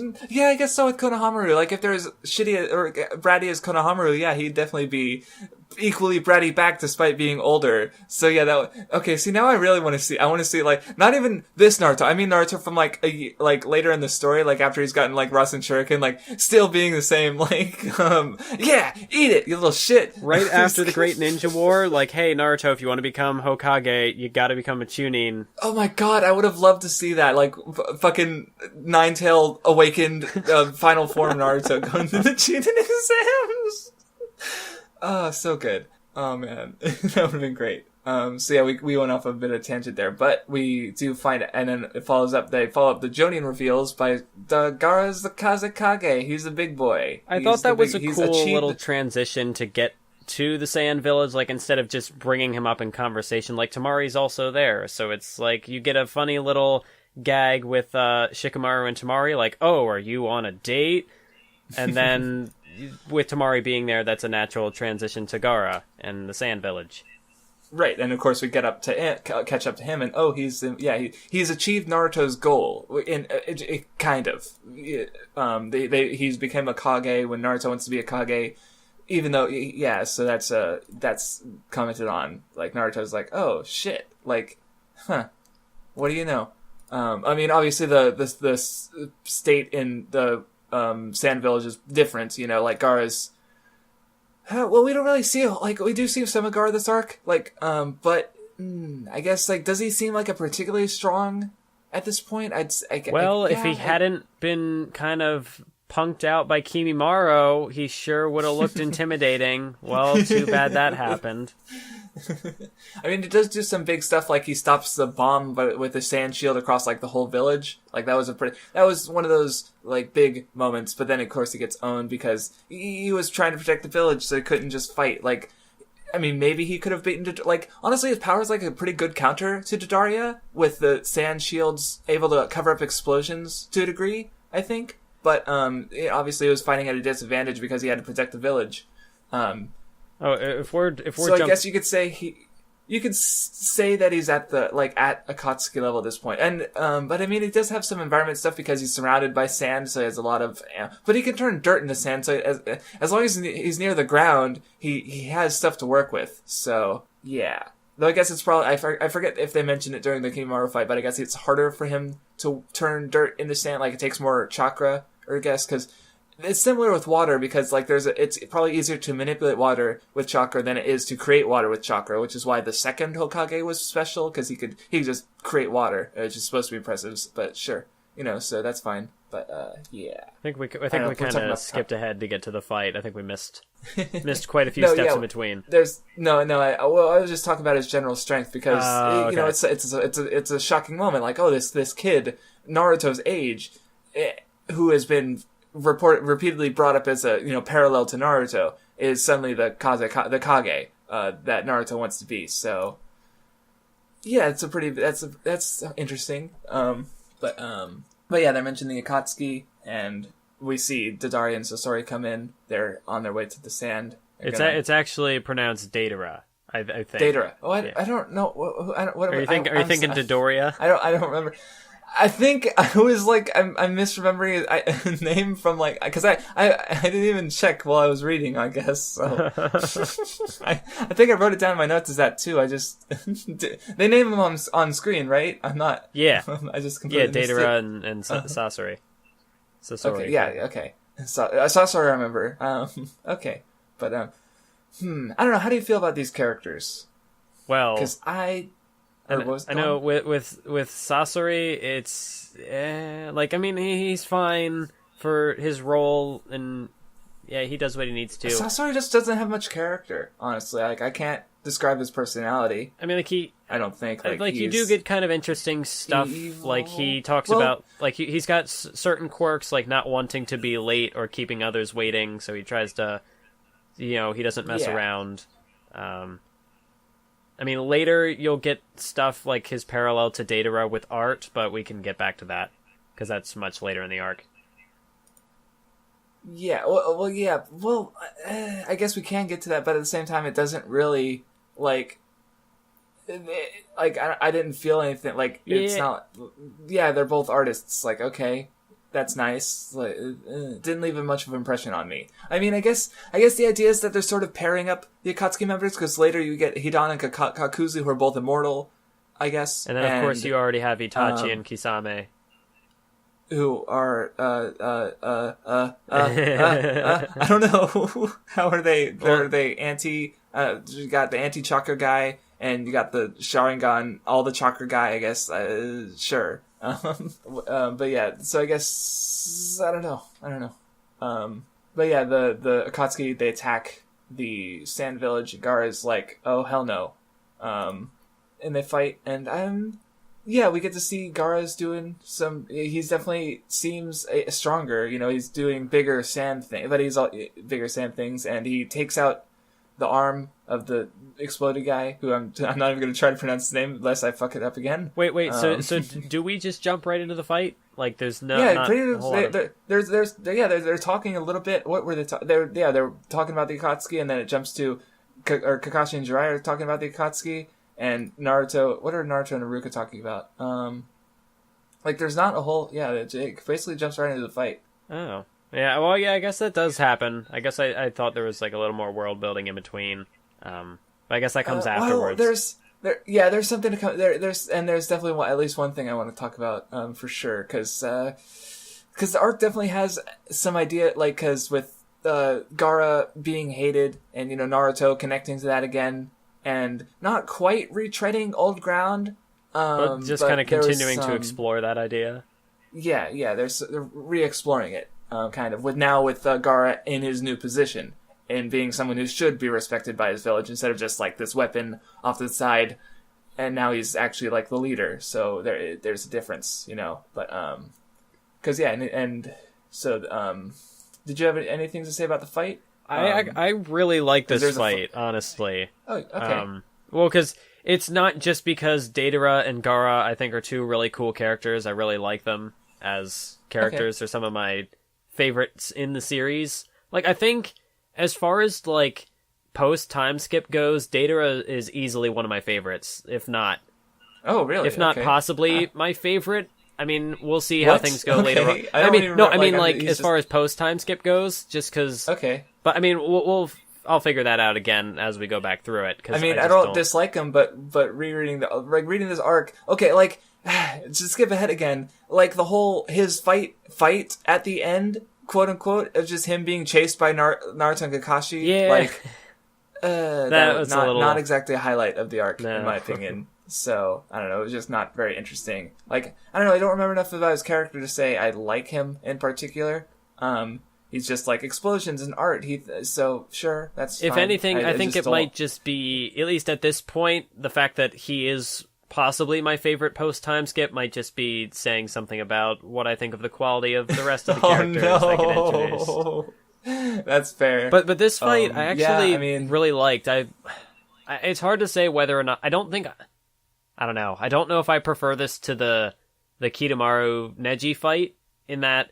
Like, I do think there are some cool little, power mechanics. You got an interesting power play between, the explosive clay creations and Gaara's sand shields and claws. So, yeah, but, I guess what I'm not a huge fan of is the fact that it's not, like, a straight-up fight, because the village is, like, it ends with kind of, I don't want to say anticlimactically. I mean, maybe that is the case, because that's kind of the point. But, you know, Datara, I pronounced it right this time, after a failure.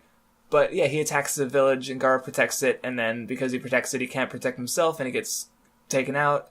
And so, yeah, it just kind of, it doesn't quite, it doesn't quite end on, like, a cool note, which is kind of the point, because they're just trying to capture Gaara. So maybe it's supposed to be an anticlimactic. So yeah, I mean, it would have been nice to see more of the fight and more of a straight up fight, but yeah, well, it's fine. It's just not amazing. I guess. Well, yeah, I mean, I wouldn't say it's amazing, because I could think of fights from other stories that definitely do better, but I think as far as Naruto is concerned, this is definitely one of my favorites so far, because, like, I think it's pretty clearly spelled out, like, at least by the end of the fight, that Gaara is... I mean, Gaara, his power is kind of a good counter to Datara's, so, and I think it was also kind of implied that Gaara is just straight up stronger than Datara. So, like, in a normal fight, like, if Gaara wasn't also trying to protect the village, Gaara probably would have beaten him.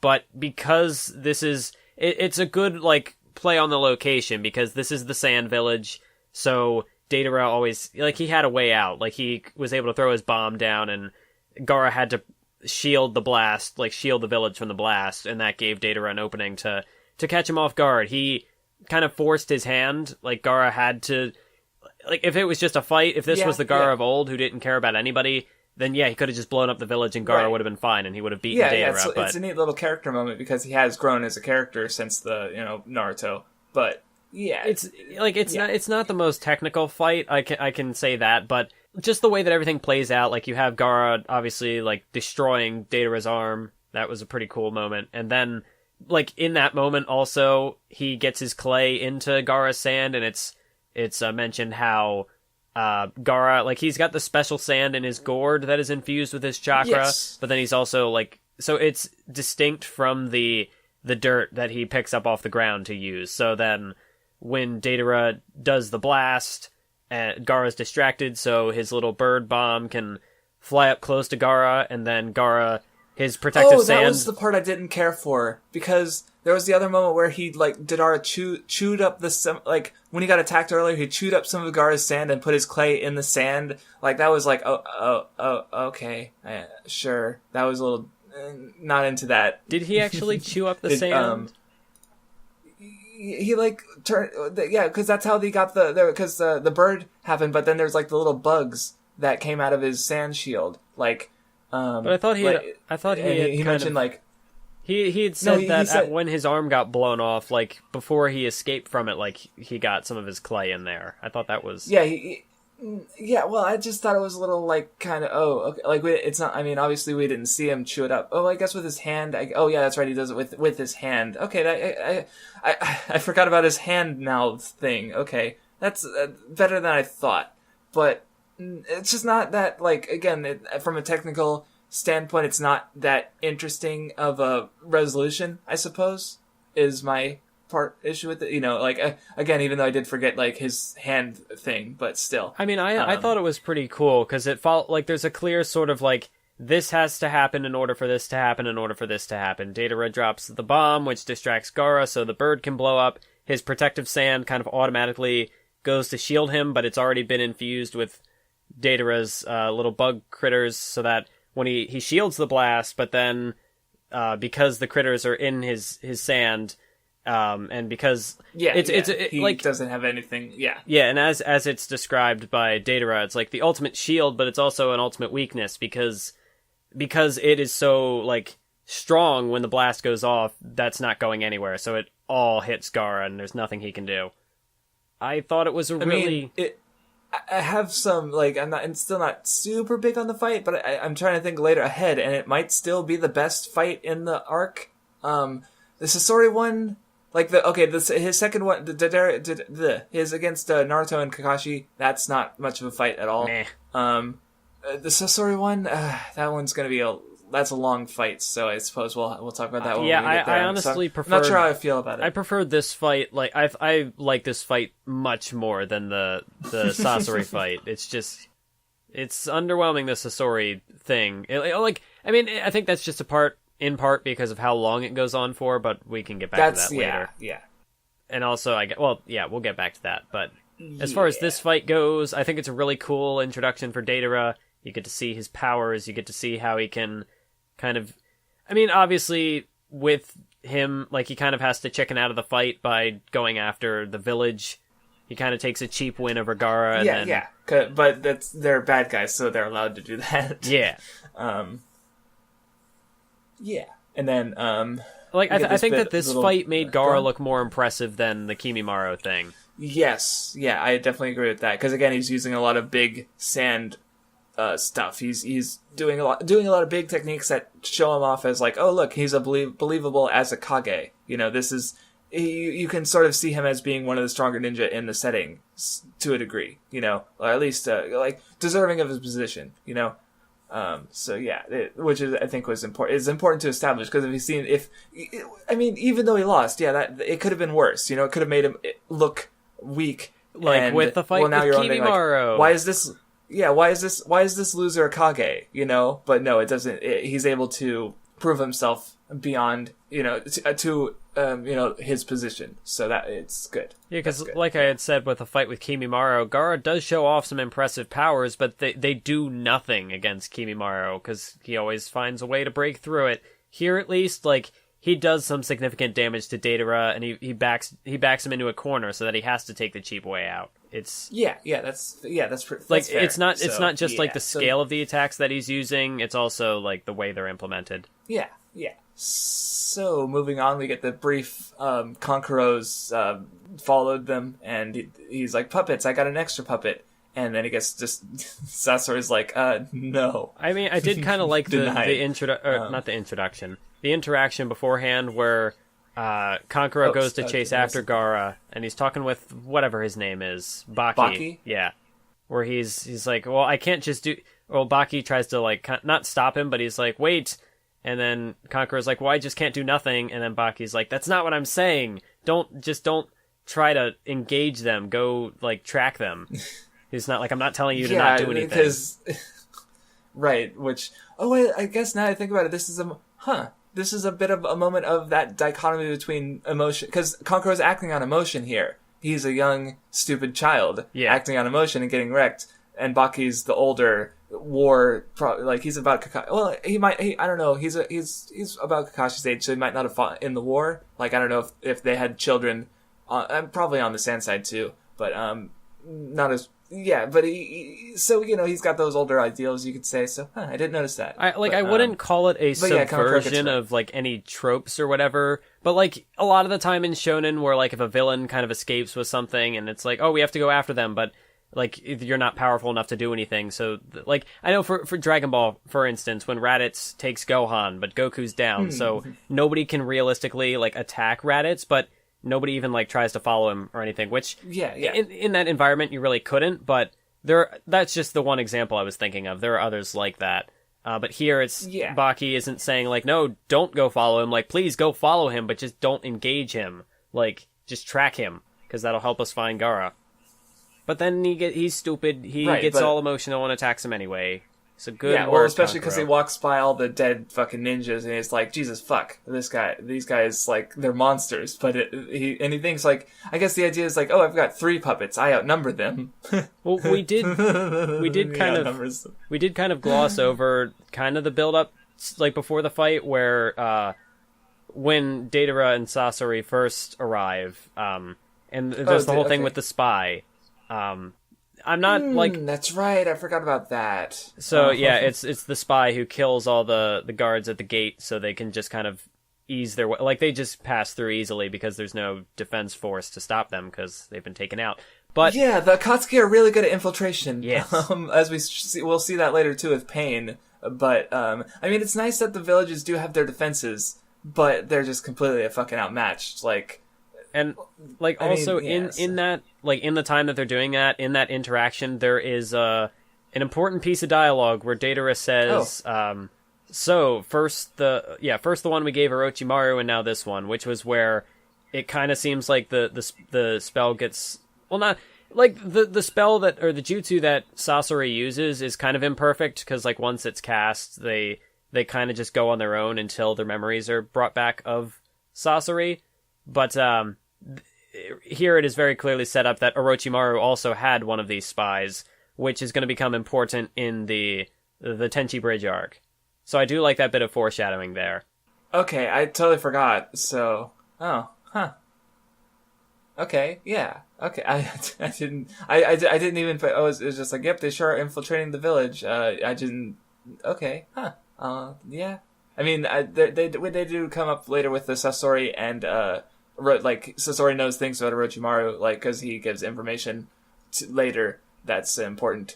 But okay, that's there totally too. But like that. that's like kind of part of the backbone of the.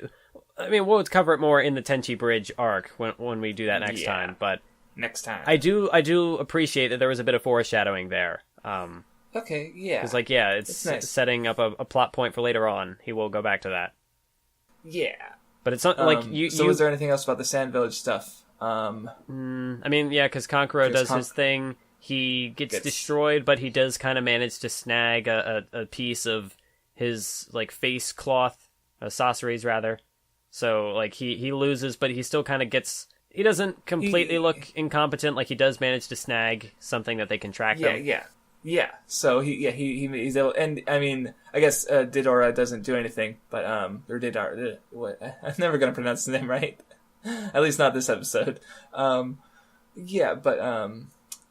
But yeah, so because it's also building up Sasori because he didn't do much during the actual invasion of Sand, or at least not during the fight against Gaara. But exactly. He does get a lot of focus later, so it's fine. But yeah, so moving on from that, we see there's the Naruto's being, I don't want to do that mission. He's being a little shit, and then they get the note from the Sand Village, and there's the Inner Sakura bit of her trying to calm down Naruto and keep Tsunade from being mad. And so there's a I mean, I guess it's more like I'm trying to. I guess she's being nice. Like her Inner Sakura is there to. Is she being quote unquote fake for Naruto or fake for Tsunade? Well, for Tsunade, because she's like, oh, I'm sorry for his behavior or whatever. But then on the inside, she's like, oh, but Tsunade is scary. You don't want to cross her. So I mean, maybe it's a bit of both. So she's being honest with Naruto, but I feel like she's trying to, or it's kind of like something like make herself look better in front of Tsunade, kind of. Yeah, like she's got Naruto under control instead of just like.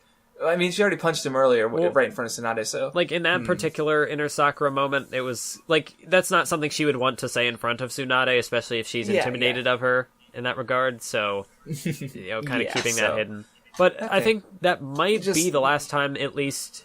I know for this arc, I don't think Inner Sakura pops up again. No, even though we do get quite a bit more of Sakura, so... I wouldn't say that it's the last appearance of Inner Sakura. Maybe it is, but at least for this arc... It doesn't really show up again. I'll try and pay attention to it, because I did forget about that one, so...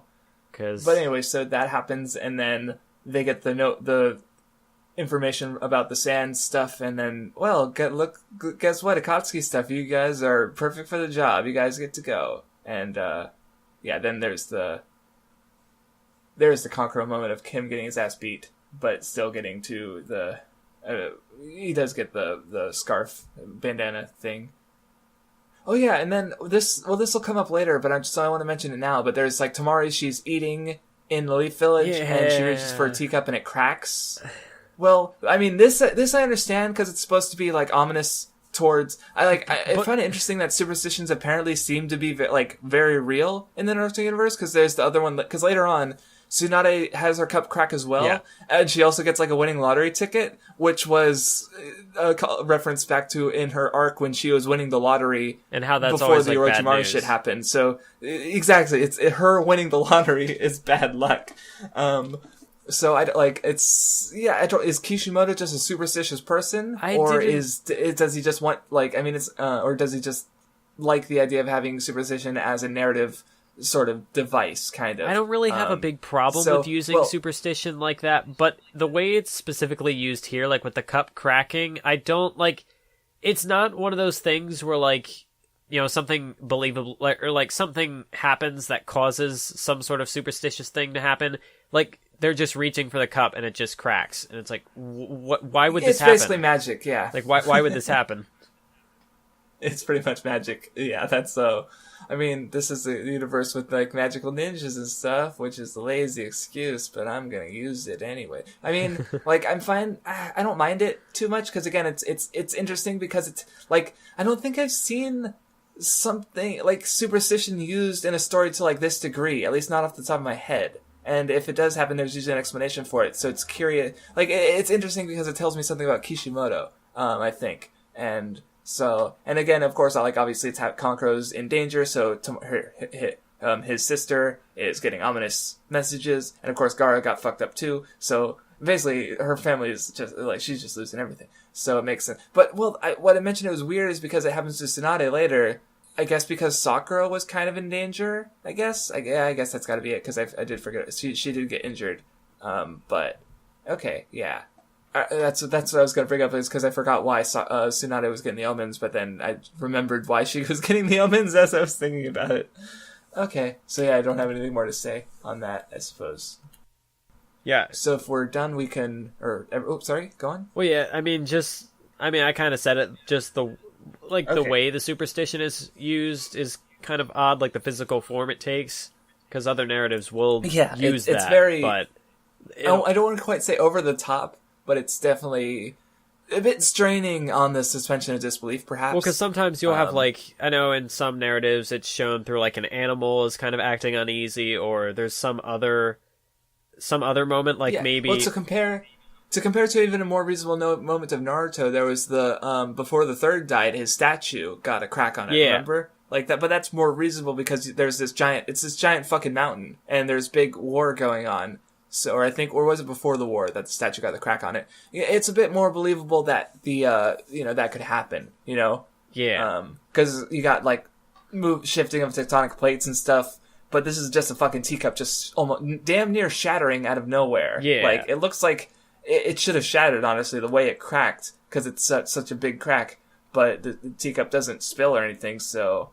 Yeah, it's definitely a little bit much. Even the thing with Tsunade's gambling, I think, is a little more organic of a way to show superstition. Yes, that's a better example. Yeah, of course, it's kind of ironic that that's already her pure winning chance, so. is, but yeah, the teacup. It's really kind of forced, kind of awkward. Okay, not a fan. So moving on, Naruto and Team Naruto and Kakashi, they're out on their mission. And, Jiraiya says, "Hey Naruto, don't use that." And so Naruto has a that now, and... What's weird about that... I don't remember what it is. That is the nine-tailed, cloak, the thing that he used against Sasuke. Oh, okay. Okay. But the way that it's brought up here, it's kind of implied that Naruto controls it when that is... Well, Jiraiya even says it's that jutsu. Yeah, it's a jutsu, and but it's not. The nine-tailed cloak isn't specifically a jutsu, so why is Jiraiya referring to it as a jutsu? I don't know, because it's not something that Naruto summons, it's just a connection to his emotions. It's not like... Right, he wouldn't be telling him, don't summon Naruto, ignore that I taught you the summoning. No, he wouldn't be saying that. He wouldn't be telling him to not use the Rasengan. So I guess it's got to be the nine-tailed fox chakra, but it's not a jutsu. So maybe he.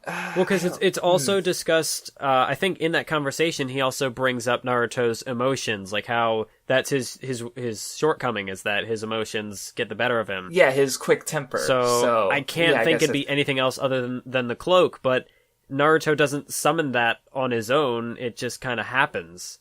Naruto says, "I know," so Naruto definitely knows what... Naruto knows what Jiraiya is talking about, even if we don't. For sure. I think we do, but, this moment just confused me, because he said that jutsu, so I don't know how it could be the Nine Tails. It's weird. Let's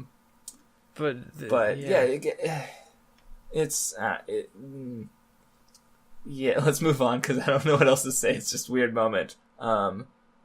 But yeah, they're on their way, and Tamari joins them. Because she didn't hear about the sand stuff, because she wasn't there. She was just kind of going back, because her glass cracked, so, oh man, I feel ominous. Let's head back. Right, so she becomes the fourth What was really interesting member. About that, though, is how, when she first shows up, it's established that Shikamaru was with her because he was escorting her to the village, but... She's just going back on her own, no escort or anything, even though she's kind of like the connection between the sand and the leaf. That's fine, we'll just let her walk out. It wouldn't important information. It wouldn't bother me if they hadn't drawn attention to it earlier. This is kind of a minor thing that I'm noticing and nitpicking, but are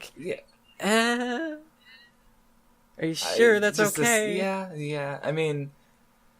Yeah, that's fair. That's fair. Because if it was just like, oh, she's here and we're working on Chunin exam planning and stuff, and then she just leaves because something's happening, or I mean, I guess no one cared to notify Tamari that shit was happening in her home village, and she finds out from the people leaving to go deal with it, not from a messenger, like someone. Tsunade didn't send someone to say, oh yeah, maybe we should tell the sand ninja we have here that big shit is going down in her home village, and maybe she'll want to do something about that. She just kind of ends up with Naruto anyway, so that's a little, little iffy. Maybe the way that maybe she just kind of snuck out, like she's like, I have a bad feeling. So, but then I don't feel like that's a move that Tamari would make, because she seems like a reasonable person. Like, hey, I feel bad about what, like, I have this bad feeling, I'm gonna go back to the sand village.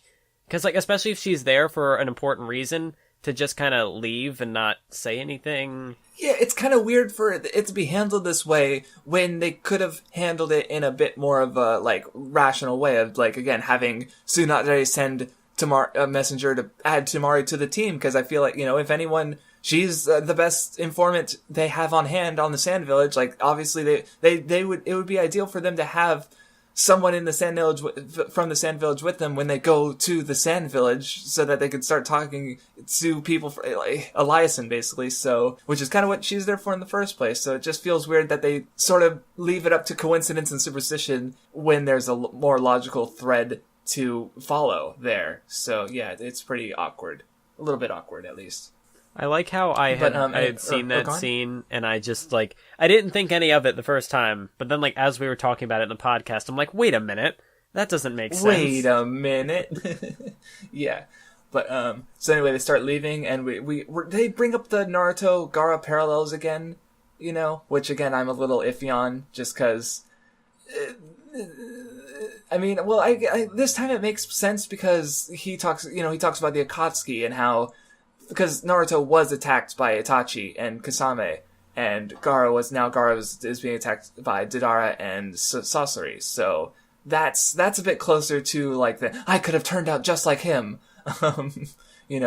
then that's more believable. So I will say, I don't know if this, like, when it's first brought up, if the page layouts are as the connections between Gaara and Naruto. There are some really good panels that kind of, at least, like, just as far as how the panels are arranged, they very clearly evoke an emotional response for me. Because I remember going through, like, you have ones where, like, Naruto and Gaara, they start off, they're both alone, but then you see Naruto start to, other people. He gets Iruka, and then he gets Team 7, but Gaara's he's just alone, and then he's still alone. Yeah. It's like, even outside of a context of any story, those are just images that will evoke that kind of emotion. Because and then later on, you get the one with Gaara first. He has Naruto, and it's just like, oh yeah, that's good. I will say Kishimoto does have some impressive page layouts at times. Like, he's good at laying out that kind of stuff.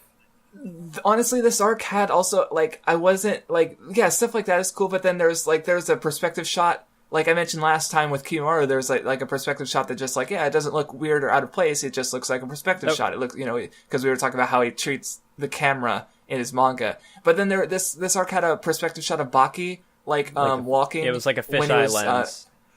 And that one didn't look as good. It looked weird to me. Yeah, that one did look a little. I'm not sure if I can explain it properly.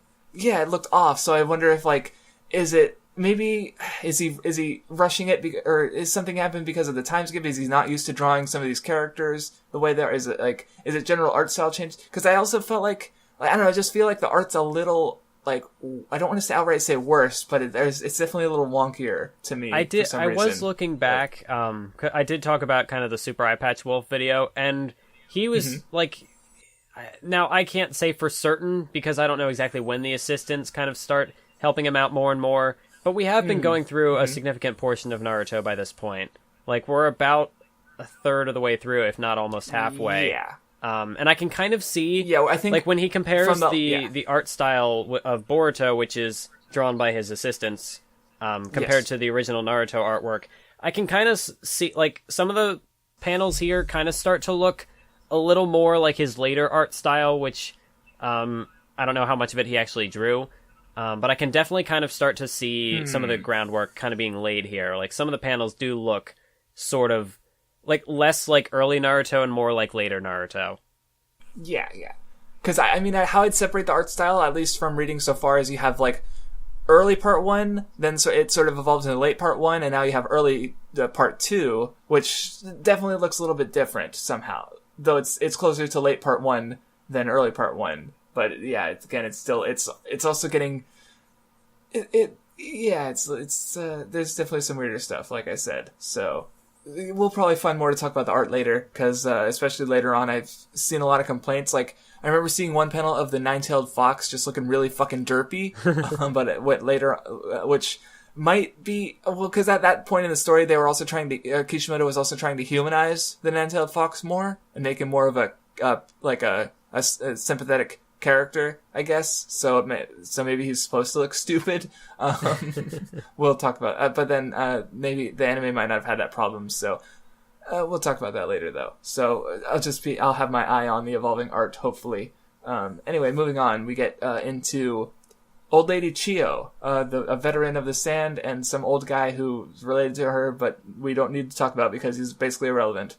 I remember when I first saw this part in the anime, the tonal whiplash just killed me at the time, just because I was much more, I guess, sensitive to that type of thing. So when we go from like Gaara is defeated and oh man, things are serious, to just, are you dead? Just kidding. I was just playing with you. Fucking around. It's like I can't. I hated these characters when I first saw them in the anime, but yeah. See, for me, like I just didn't find it funny, but I definitely don't dislike. I mean, they're fine. Well, yeah. I don't have much of a problem with it now, like, but that was just kind of my first experience with it. I was like, no.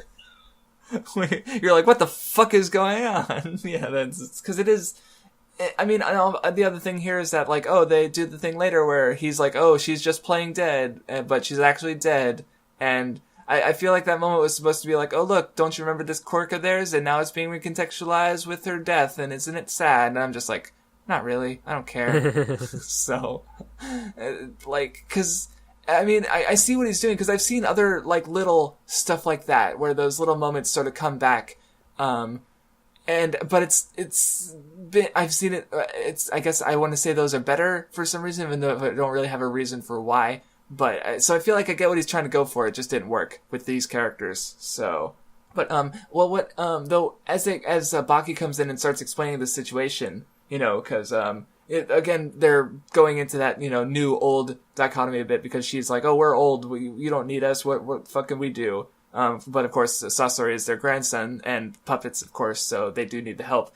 The one thing, just a note to remember, is that Baki says that, Shukaku has been taken hostage. Not Gaara, not Lord Kazekage, Shukaku. Oh. Just keep that in mind. Cause there's, let's just say I'm not very happy with the end of this arc. Like I see what's, again, like with the tuning exams, I see what he's going for, but it just doesn't work for me. So, anyway, see that, oh yeah, there's the bit with the Tsunade. Oh yeah, see, this is what confused me, cause, after done with the old lady Chiyo's introduction, we have Sakura, and she wants to protect both, Sasuke and Naruto.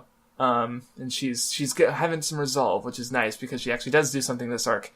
She does a lot of things this arc. Like, when she first shows up, she kind of takes the poison out of Kankuro, which at that point had been established, like, we can't find an antidote for this. The only person who could do it is Tsunade, but hey, here's her protege, and she can take care of business. Well, she doesn't even find an antidote. She just literally takes the poison out, so I wonder if they were No. She takes the poison out, but then she also does concoct an antidote later on, like, after the fact. Yeah. Because, like, she gets rid of most of it, but he still kind of has some issues. Like, there's still poison in there that needs to be cured. Yeah, but I was also wondering, does the Sand just not have enough good medical ninjas to be able to do this, or were they just like looking at the problem the wrong way? Maybe because I don't know. It's a little interesting. I mean, that is possible. Chiyo is an old lady medic ninja too, but I forget if she deals with this, even has a moment to deal with this situation. Because she's, I guess, she could, she doesn't. Yeah, because I think she's the one who talks about. She even says that only Tsunade could do. Yeah, she's the one who mentions Tsunade. So maybe that kind of ability is a Tsunade thing, and she passes it on to Sakura. Like, maybe it's something that it's really difficult to pull off. Like maybe there's some sort of, but yeah, it's not really explained. And when we see her healing stuff later, it's very different. It's not like she's not using chakra scalpels or such. She's just like literally healing you with chakra. So it's maybe like that's an aspect of medical ninjutsu that she wasn't trained in, and that Sakura is, I guess. Though around this time you also get the moment of Tsunade like with her omens. And this is what confused me, because I'm like, okay, why is Tsunade getting these bad omens? Like, it's supposed to because the moments when Sakura is getting like hurt happen like, I guess that's the issue, is that there's a little inconsistency, because Temari gets her omens like after Gaara and Kankuro get wrecked. But Tsunade gets her omens for Sakura like well before Sakura starts getting injured during the Sasori fight. So I guess that's why I was confused earlier, and so it's a little weird. Like, why would he do this now? Why would he show these omens now? Sakura's not in any danger, and she won't be in any danger for a little while. I think that omen in this instance was kind of used to like give Tsunade a reason to send out another squad after them. I think that's what it's used for. I guess so. I could be wrong, but so it's just little because she sends Guy and them. Well, but then what's really interesting there is that like we kind of get a pointless fake out cutaway to Team Konohamaru. Like she's like, "Oh, I have just the team to send out," and then we cut to them for like a gag, and that's it. It got my hopes up again. Only they didn't do anything. Like they don't show up ever again in this arc. That's pretty weird. I guess it was a fake. Yeah, it is a fake out. Well, because Shizune seems a bit like hesitant, which obviously because Guy Sensei is fucking weird. But you get the Abisu sneezing, which is because there's the superstition this one is way more common across anime in general, where they sneeze if someone else is talking about them. That happened a lot in this arc. So it's usually a gag which I've seen a ton of times, where like one character is talking and it'll suddenly cut away to who they're talking about, and that character will sneeze, and then that's it. That's the entire joke. So this is kind of doing that same thing here. That pops up a lot in this arc. It's almost like a motif, because almost Chio talks about Tsunade, and then we cut to Tsunade with a sneeze, and then she talks about a squad, and then we go to what's his name, Ebisu, and then the same happens with Guy, and then it's like, then they also kind of try to play off the fact that like, oh, you sneezed, what's happening? Someone was like, oh, or Ebisu was like, oh, I soaked in the hot springs for too long, and then Guy is like, oh, I must be getting allergies, but it's like, okay, yeah, we get it. You did the sneeze thing. Yeah, they have explanations for it. I get you. I've heard of this. I know what it means. Yeah, I actually didn't connect the sneezing to the superstition thing that's been going around too, back when, because I definitely noticed it because it's very anime, but but then so again, there's nothing like meaningful there, but it's interesting, so at least a little bit. But so moving on, we get the fake out, and then Chio, at Team Naruto runs in, and she's like, holy shit, it's the White Fang of Konoha, it's like one of the most powerful ninjas in setting, I gotta kill him like right now because my son got killed by him. And does she mean Sasori's parents, or does she mean, or I think that I can't think of anybody else, because it's established that Sasori's her grandson and his parents are dead. So I guess the White Fang killed him, and then they got turned into human puppets after White Fang killed them, I guess. I think so. Sure. Okay. Yeah. I don't know it, but and of course the old guy who I don't have no reason to remember because he doesn't do anything. He's like, that's not the White Fang. Sorry. And she's just like, oh, well, my bad. It was just a prank, bro. And Sakura takes out the poison out of Kankuro. I didn't mention this before. Kankuro looks like completely different without his like clothes and makeup. Yeah, he doesn't look nearly as distinct. Like, I could have confused him for one of the other, I don't want to say Choji, but he kind of looks similar to some other character. His face, I don't know, but his hair is definitely pretty close to Naruto's. But he doesn't. His face is he looks older, of course, so it doesn't really look like Naruto. But it's so weird looking. It's because like part of like if this was another character, I'd have no issue. Even now, I don't really have an issue per se. It's just weird to look at this character and think, yep, that's Kankuro. That's the puppet guy. That's the same character we've known for X amount of chapters.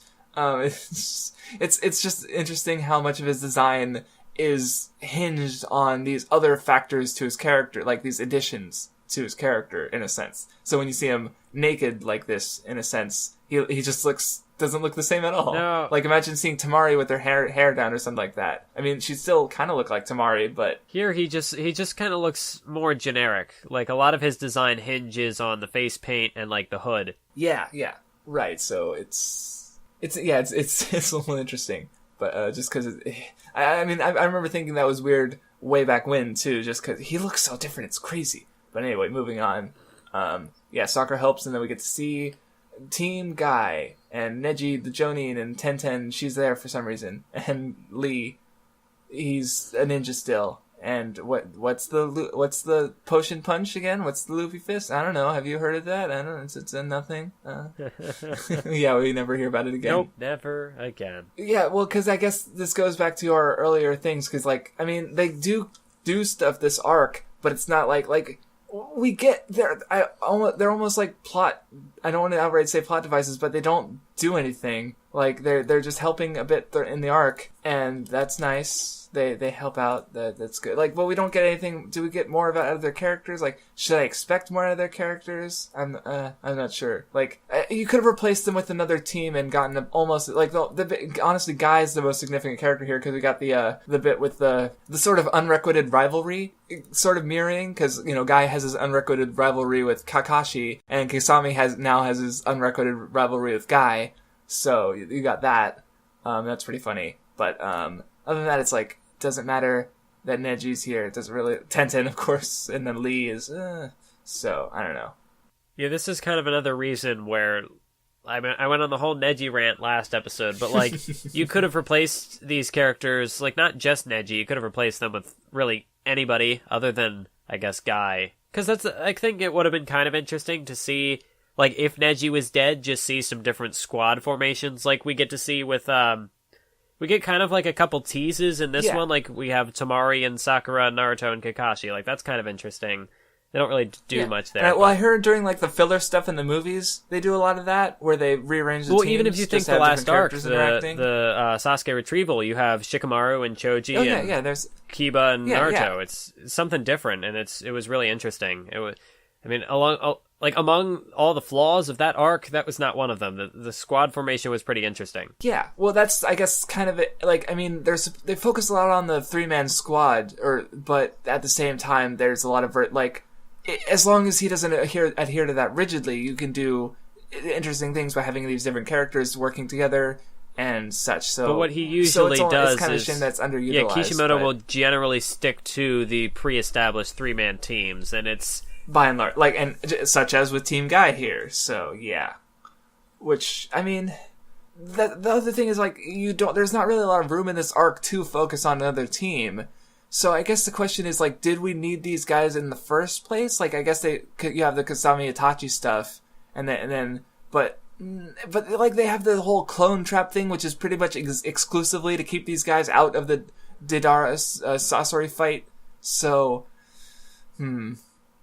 it's just is how much of this is really necessary. I do think this definitely continues that issue of Kishimoto is bringing in trying to include as many characters as he can, but it's really kind of straining.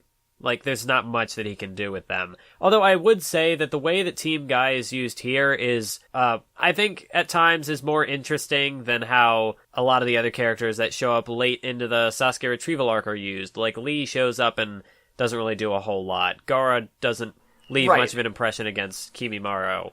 The Sand guys kind of show up last minute. Yeah, that's fair.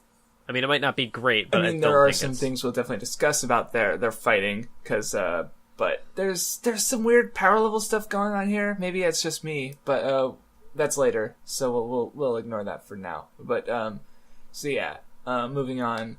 Everyone's sort of getting ready for the stuff Kankuro's talking about the scrap of clothes he stole with the scent, and Sakura's doing her medical thing, I guess. Naruto's going to save Gaara, but they keep establishing that in a way, ideologically he's already saved Gaara, so I guess that's where the sort of they're not quite repeating old ideas, but they kinda. I don't know.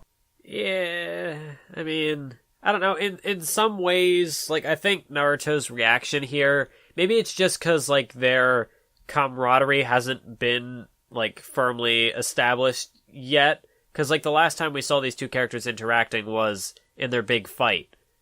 So there's definitely a connection between them, and I could definitely understand Naruto empathizing with Gaara through their history. Like, he knows what Gaara has been through, and he knows, like, the suffering he had to go through, but... Right. At the same time, like... Well, and then now he's been captured, which is basically, like... I wouldn't say it's Naruto's worst fear, but it's definitely something he has to worry about when he wakes up in the morning. You know, like, shit, are the Akatsuki gonna come for me again? Are these really powerful ninja just gonna fucking come out of nowhere and try to capture me again, you know? So, and now you have that exact thing happening to Gaara. Gaara wasn't ready for the Akatsuki, so, yeah, it's, but I guess that aspect of it isn't wholly focused on, I guess. Although I think, it's just like, more of just a general, they're similar kind of thing that I already have problems with. Compare this, for example, to Naruto's relationship with Sasuke, where we have an abundance of time to get behind these two as teammates, as friends.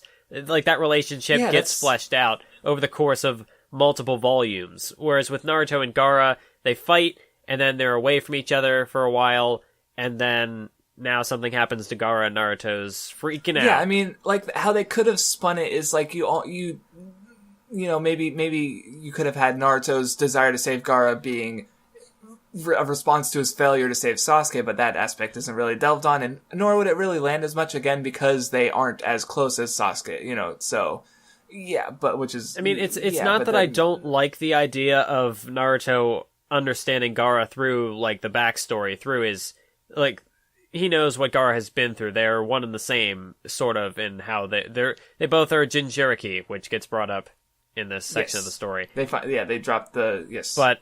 Which I guess there's no... Because there's the Biju, which I usually just use Tailed Beast just because it gets the idea across. But Jinchuriki...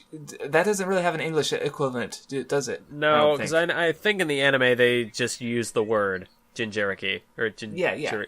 No, it's a CH. Like, I always got it confused by pronunciation, but I saw it spelled here, so it's Jinchuriki. Jinchuriki. But it's like... Yeah, Tailed Beast Holder, like, that's not quite right. Yeah. Yeah. Well, I only, like, I think reading this is only when I realized, like, oh, that, like, I think I've heard the term before and I just assumed it meant Tailed Beast or something like that. So, but that's not true. So it's for the vessels of the Tailed Beast. So, I mean, I guess they could have used vessel if they wanted to localize it, I guess, but Jinchuriki's fine, whatever. But yeah, as far as, like, the Naruto... Though, I guess... Well, like, as far as the Naruto-Gaara relationship goes, it's not that I don't like what they're going for here. I just think that it could have been implemented better.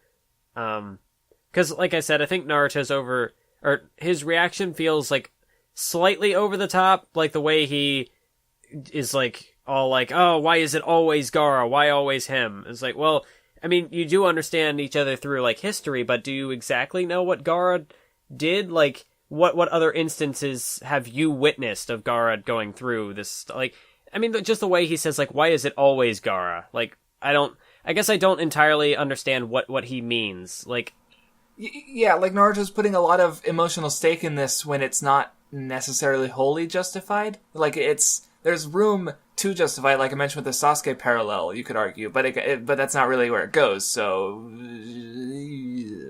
I mean, maybe he sees it more so as, like, a connection to him. Like, him saying, why is it always Gaara is kind of, in a sense, saying, like, why is it always me? Like, I mean, maybe he just...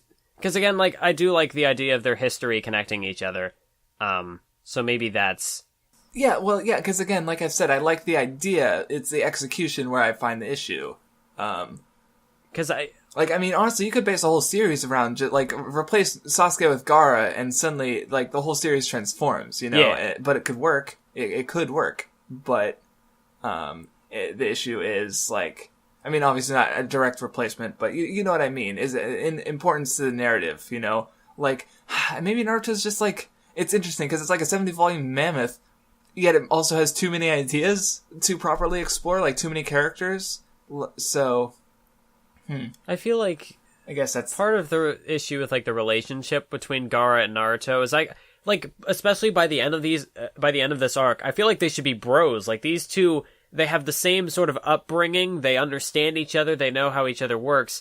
but there aren't a lot of moments where we see Naruto and Gaara, like, not necessarily hanging out, because Gaara's really, the Kazekage, he's gonna be busy. But, like, yes, you don't really even then they just straight up never interact, really. Like, I can't think of aside from fighting, like, and I guess they have a moment, they're like, oh, I saved you, Gaara, bye. Like, especially with this arc, because like, Gaara is kind of set up to be almost like another Sasuke. Like, he is someone who Naruto can connect with, he's becomes friends with through similar stories, but Gaara doesn't get nearly the same amount of screen time that Sasuke does, which is, I mean, granted, you can only focus on so many characters in a story. Exactly, yes, which is, yes, it's rough. It's pretty rough, but I really like Gaara, so I anyway, I just have that personal investment there. So it's like, no, use him more.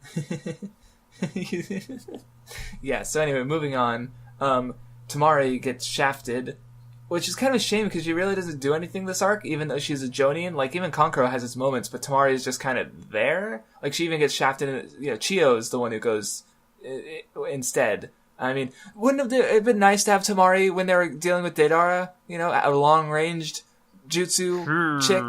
Yeah, because then, like, you could have had Tamari worry about him, and then, like, okay, so maybe Naruto goes with, because he probably would have done it anyway with his emotions, but then, like, if Kakashi were around in the fight with Sasori, things would have gone completely differently. But, Yeah, there was, I mean, maybe he didn't, like, Kishimoto probably didn't want Tamari there, but, maybe because I would have been fine with just, like, Kakashi, just add Tamari to the Deidara thing with Kakashi and Naruto and keep Sasori as is, but, I mean, do we really want the Sasori fight to be even longer by adding Kakashi? Maybe not. I mean, maybe it would be shorter, but it would also, there'd be more things going on, so it'd probably be longer. I don't know. But, hindsight's 2020. Sure. Yeah. Again, it just seems like Tamari could have done something this arc, but she kind of gets shafted in favor of, like, because there's the thing with her, and again, her being older, and there's the moment where she's talking to Naruto, and she kind of gets, like, well, we'll talk about that later. That happens later, because before that, we get the Akatsuki, and we're getting clued in on their sealing ritual, for how they take out the tailed beasts of the hosts. Though one thing I thought was a little surprising is because we see the eyes of the statue, and they only have 2 of the tailed beasts at this point, and then with Gaara being their 3rd, and so which leaves like 6 more. So in like 3 years, they've only gotten 2 tailed beasts, but then in the next like month or 2 of the story, they get the other 4. They get 4 of them, I think. Like, but what have you guys been doing really for the last 3 years? Really, like, no, maybe not a month, but that's a bit of an exaggeration. I don't know if it's a full year. There's not that long though. Between now and the war. I don't think, story wise. Like maybe. So it's just definitely way less than 3 years is my point. I think part of the thing that they kind of touch on is that, like, to perform this sealing ritual, they needed, like, something about they had to prepare something. Like, it would be a time-consuming thing to get, I guess, the materials ready to perform this technique. So maybe it was like once they got that, then they were able to just, like, once they got the sealing ritual down, then they were just able to kind of just rattle them off, get all the... Well, because it seems like primarily what it is, it's they just need like 10 or a large amount of skilled ninja with lots of chakra because like there's a whole bit with Itachi and Kasame leave behind like they're like doing some duplicate shit with clones or I don't know exactly what this thing is with the silhouettes, because I mean it definitely seems like some kind of projection ability with their sort of, I almost want to call them like mist clones or something like that, who are technically doing the actual sealing ritual for the most part. Because there's no reason to show Kisame and Itachi in this form, because obviously part of it is to hide the designs of like pain and such. But so it's something they're doing this thing, and because they're doing it remotely, they're remotely sealing the Gaara. So, I forget where I was going with that. I lost my train of thought in trying to explain myself. But so I don't know. But it is. I guess maybe they're once like you said, once they got the sealing ritual down, they were able to do it faster. But I didn't really get that sense from reading it. So maybe I just missed something. But anyway, yeah, they start the stealing ritual. And Itachi and Kasame start their distraction tactics to keep everyone out back. So we get the Itachi versus Team 7, right, and Chio, and then you get the Kasame versus Team Guy. So, do you have anything to say about the Kasame fight? And it happened. Like, we get to see the 6th gate, so that's cool. Well, okay, here's the thing that I thought was weird, because obviously you have Kasame and Itachi are fighting, like, through proxies. Like, they're using, like, body takeovers with some other sand ninjas or something like that. So they mentioned that they're fighting at a weaker state. Like, this is not full power Itachi and Kasame. So, it just seems weird to me that, like, not at full power Kasame is... Like, Guy needs to go to gate 6 to take him out. Yeah, that's a little... And it takes... which is a pretty huge difference compared to what Guy is capable of doing at gate 8. Like, that's a massive gap in power for, like, 2 stages of gate. So, I was a little like, what? Okay. And it just feels like it's just kind of like tension-keeping tactics where it's like, oh, well, sure, you guys might have beaten Itachi or gotten a hit on Itachi this time, but he's still Itachi. He was only pretending to be weak. Just that kind of... I wasn't feeling it. Okay. Oh, yeah, and this Itachi fight was getting into... This is where... I thought it was like, oh, they look at any part of his body, but no, it's just a finger. Like, he could do genjutsu from his finger, so... And it's different genjutsu. It's not from his, like, yeah. So, just, genjutsu is just really overpowered and can't really be used that much. Like, you could just use any kind of genjutsu, and the eye stuff is stronger, sure, but he just gets you, and you're done. Sorry, I interrupted you. Well, no, I wasn't saying anything. Okay. So, did you have any... Or, so, I guess we're... Like, yeah, the Kasame fights, there's not really much to note. Which is good, because how long is this episode already? 2 hours? We're not even into the longest fight in the arc. But I guess there's also the Itachi stuff. What was kind of interesting about the Itachi Genjutsu, I don't know if it was... Like, how much of that is specifically controlled by the user, and how much of it is, like, dependent on the person the jutsu is being cast upon. Because, like... The images that Naruto sees, there's no way that Itachi would know about all that. Like, does he know about Gaara? Like, how there's a connection there? Does he know about the Sakura stuff? The Tsukiyomi, so, yeah. I mean, I guess I don't know exactly how Genjutsu works. Like, is it just, like, does Itachi kind of cast this idea of, like, oh, your worst fears or whatever, but, like, not something that he can actually physically project himself? I don't know, it's a little weird. Because, I don't know. I mean, they do establish this, like, another way to break a genjutsu, aside from hurting yourself, which is the typical way we've seen so far, but it just doesn't work. Yeah, so, I don't know. I wasn't too big on this fight. I mean, I guess it did kind of show that there are some limitations with genjutsu, so long as it's not a one-on-one fight, but then they also kind of... Because we've talked about it before, but... other than that, not really a whole lot to say here. Yeah, and then because he uses a genjutsu on it, but it was just a clone, and then Kakashi pins Itachi so that Naruto can get off of Rasengan. Oh, he does use Rasengan this arc, but not... okay. And I guess it is bigger. Yeah, so... But then, of course, it was just... Itachi was only pretending it was just a duplicate boy, and then they're just like, oh, whatever, we did our best, good luck to Sasori and Deidara, but yeah, there aren't really standout fights, honestly, and the fact that it doesn't even show Itachi or Kasame at their full potential, it's just padding almost. Like, did this even need to happen? Did Itachi and, like, it's nice to see the Akatsuki, like, reacting, like, oh, we got people coming, maybe we should slow them down or something. But aside from that, it's like, does this really add anything? Not really. Yeah. So there's one less reason for Guy to be injected into the arc and friends. And Lee, he's 0 for 2 so far as being his impact being brought in.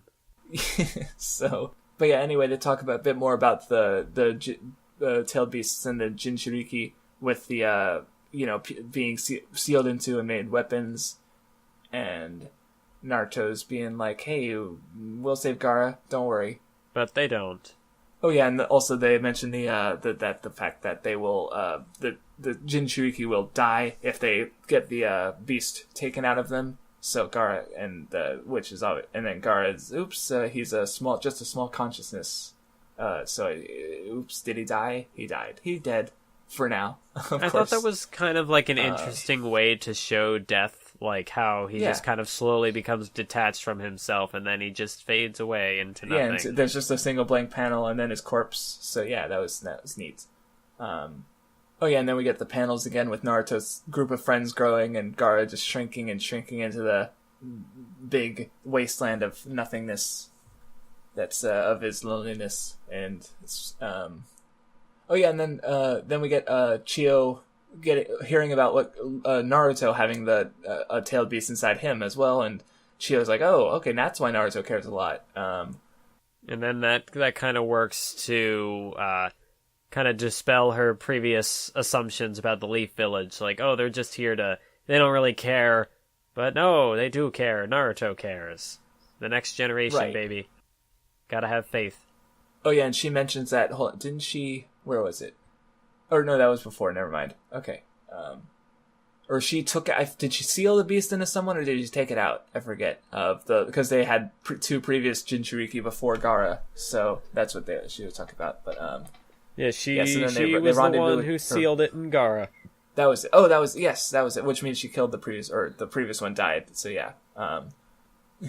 So anyway, they meet up with Team Guy, and Team Guy goes in to deal with the seal so that Team Kakashi can go into and fight the I like the bit where Itachi's like, Naruto is the Jinchuriki. He's the one who yells, and Deidara is like, okay, which one is it? And then Naruto's like, you're fucking dead. And he's like, oh, there he is. It's just, I like that moment.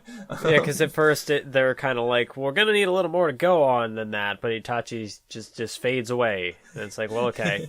Now, I will say that, like, I wouldn't call it a reintroduction panel, but that panel of Deidara and Sasori and his giant bird sitting there, and Sasori's just sitting chilling on Gaara's corpse. It's like, I hate you. Deidara, or he's the one sitting on the corpse. But yeah, he's just chilling. Just chilling. But it's like a really, it makes sense rude. As like, how can we rile up the Jinchuriki? How can we figure out who's the one who barks? I know, let's just use his friend as a nice comfy couch. Oh my god. Like, that's... Yeah, Naruto does get pretty damn mad. He starts going, like... Well, I mean, I would too, like, if, this is a guy I can connect with, but, oh, he's dead, and you're sitting on him, that's kind of disrespectful. Fucked up, man. Yeah. Yeah. But, like, I guess with Deidara, he's one of those pure evil characters that I'm not... Like, usually pure evil characters aren't like they're kind of with me. Yeah, they're not, but I feel like with Deidara, he's got like a cool personality about him. Maybe it's just that I really like his aesthetic. I really like his hair and just the way his design. It's just a really cool design. And then just the way he acts, he's super arrogant and he's super evil. I don't know. I like him. Yeah. So anyway, we start getting into the fighting, and Deidara takes Gaara's corpse, and Naruto starts chasing, and Kakashi's like, well, dumbass, just, and he has to go after him, and then leaving Sakura and Chio for Sasori, and we start getting into the fights. And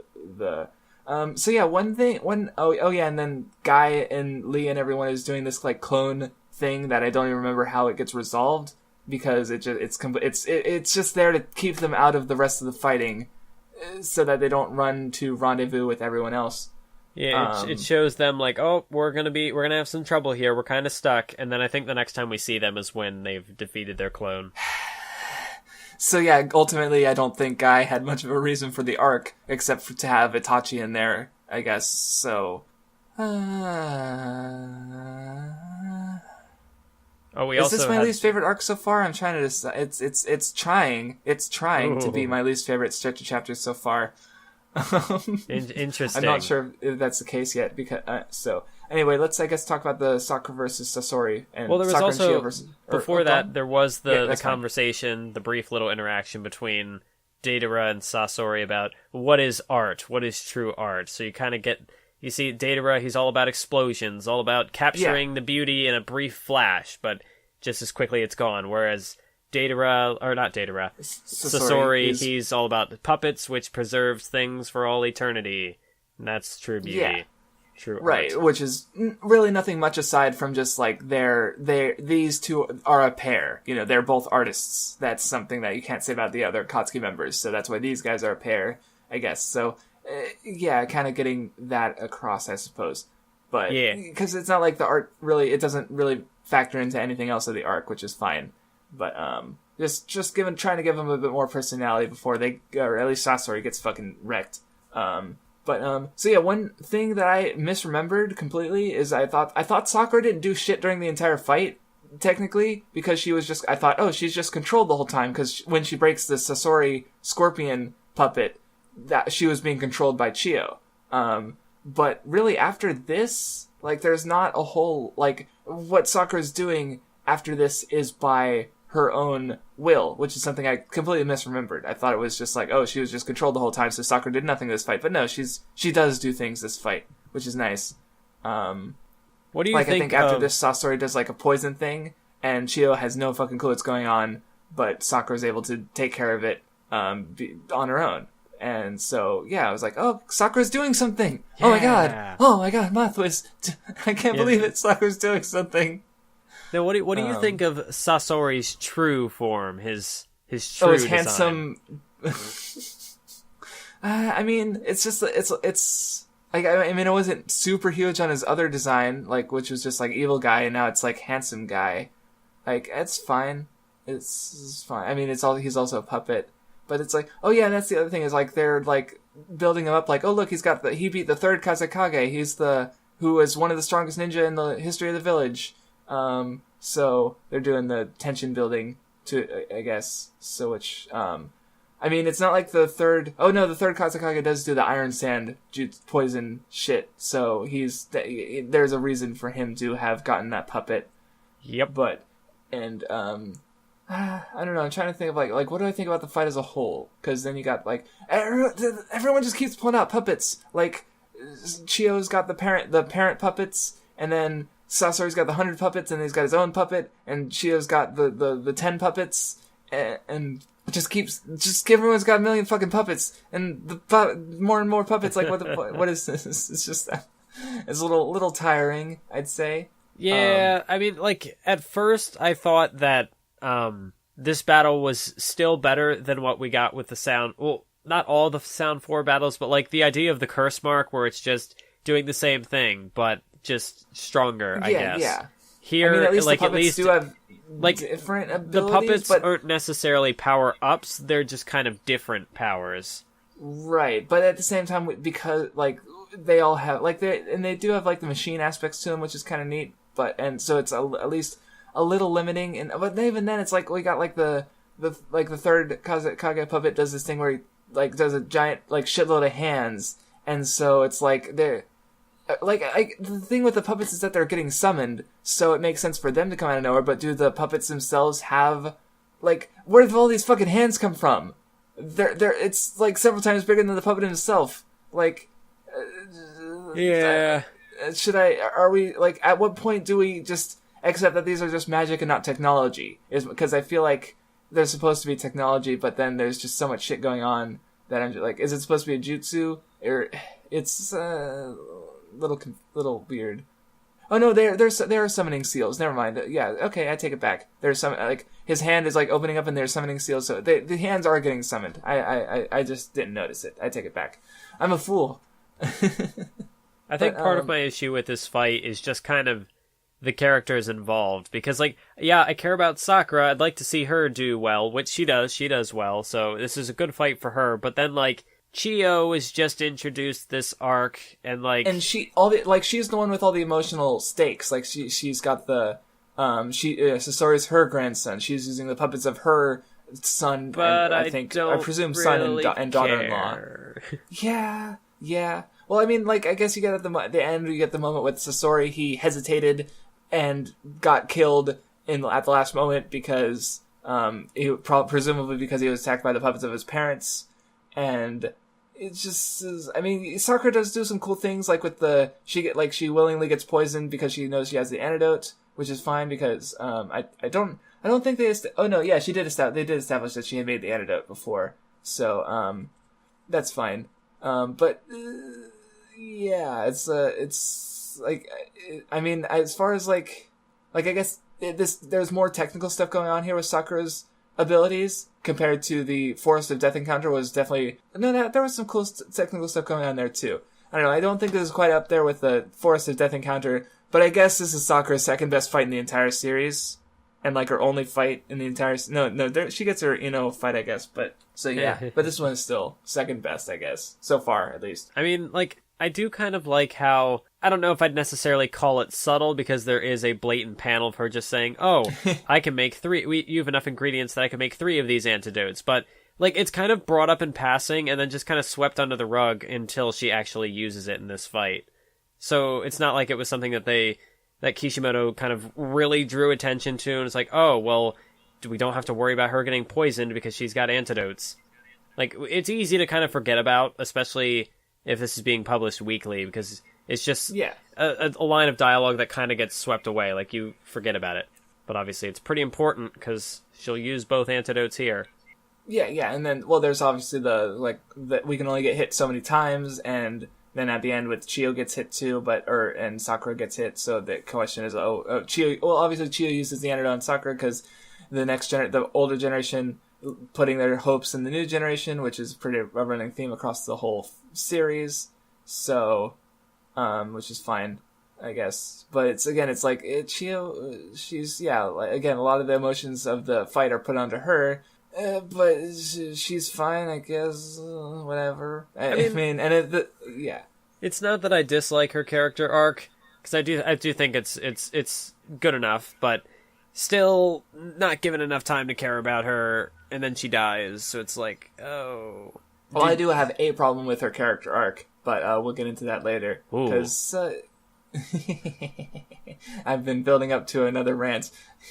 Oh boy. But yeah, and then we get a little like Orochimaru third Hokage moment where we cut back to Naruto and Kakashi chasing after Deidara, and I'm like, oh yeah, that was happening. But then nothing happens. Forgot. So that's a little, and then I guess like all this really does is like we get Kakashi showing off his Mangakyo with his space-time shit where he's learning, which he's still doesn't quite know how to control, but he does take off one of his Deidara's arms, which is like crippling him, because now both of his arms have been crippled actually, like, and that's where he gets his clay. So, but yeah.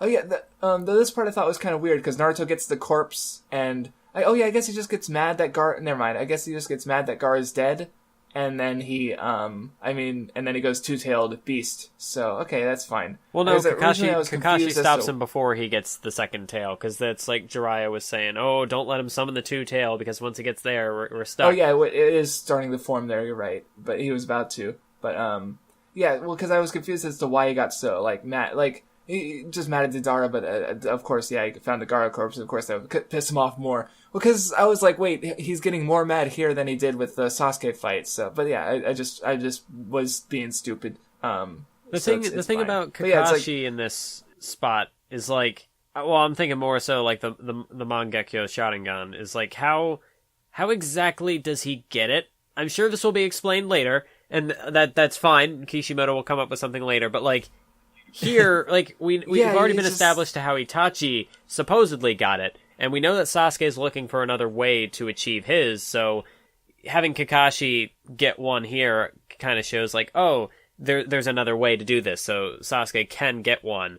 But right, yeah, see, I don't remember how he got it, like, maybe it comes up later. I don't think it's explained. Stuff, but, it's just like, I've been working on this new jutsu. Like, that was, Kakashi had teased that back when he first met up with Naruto and Sakura, but it's like, but how? Well, I remember someone in the comments explaining the Sharingan, and I think how they said it was that like you can get Mangekyo just by like the same way you get the other Sharingan forms, is just by training it.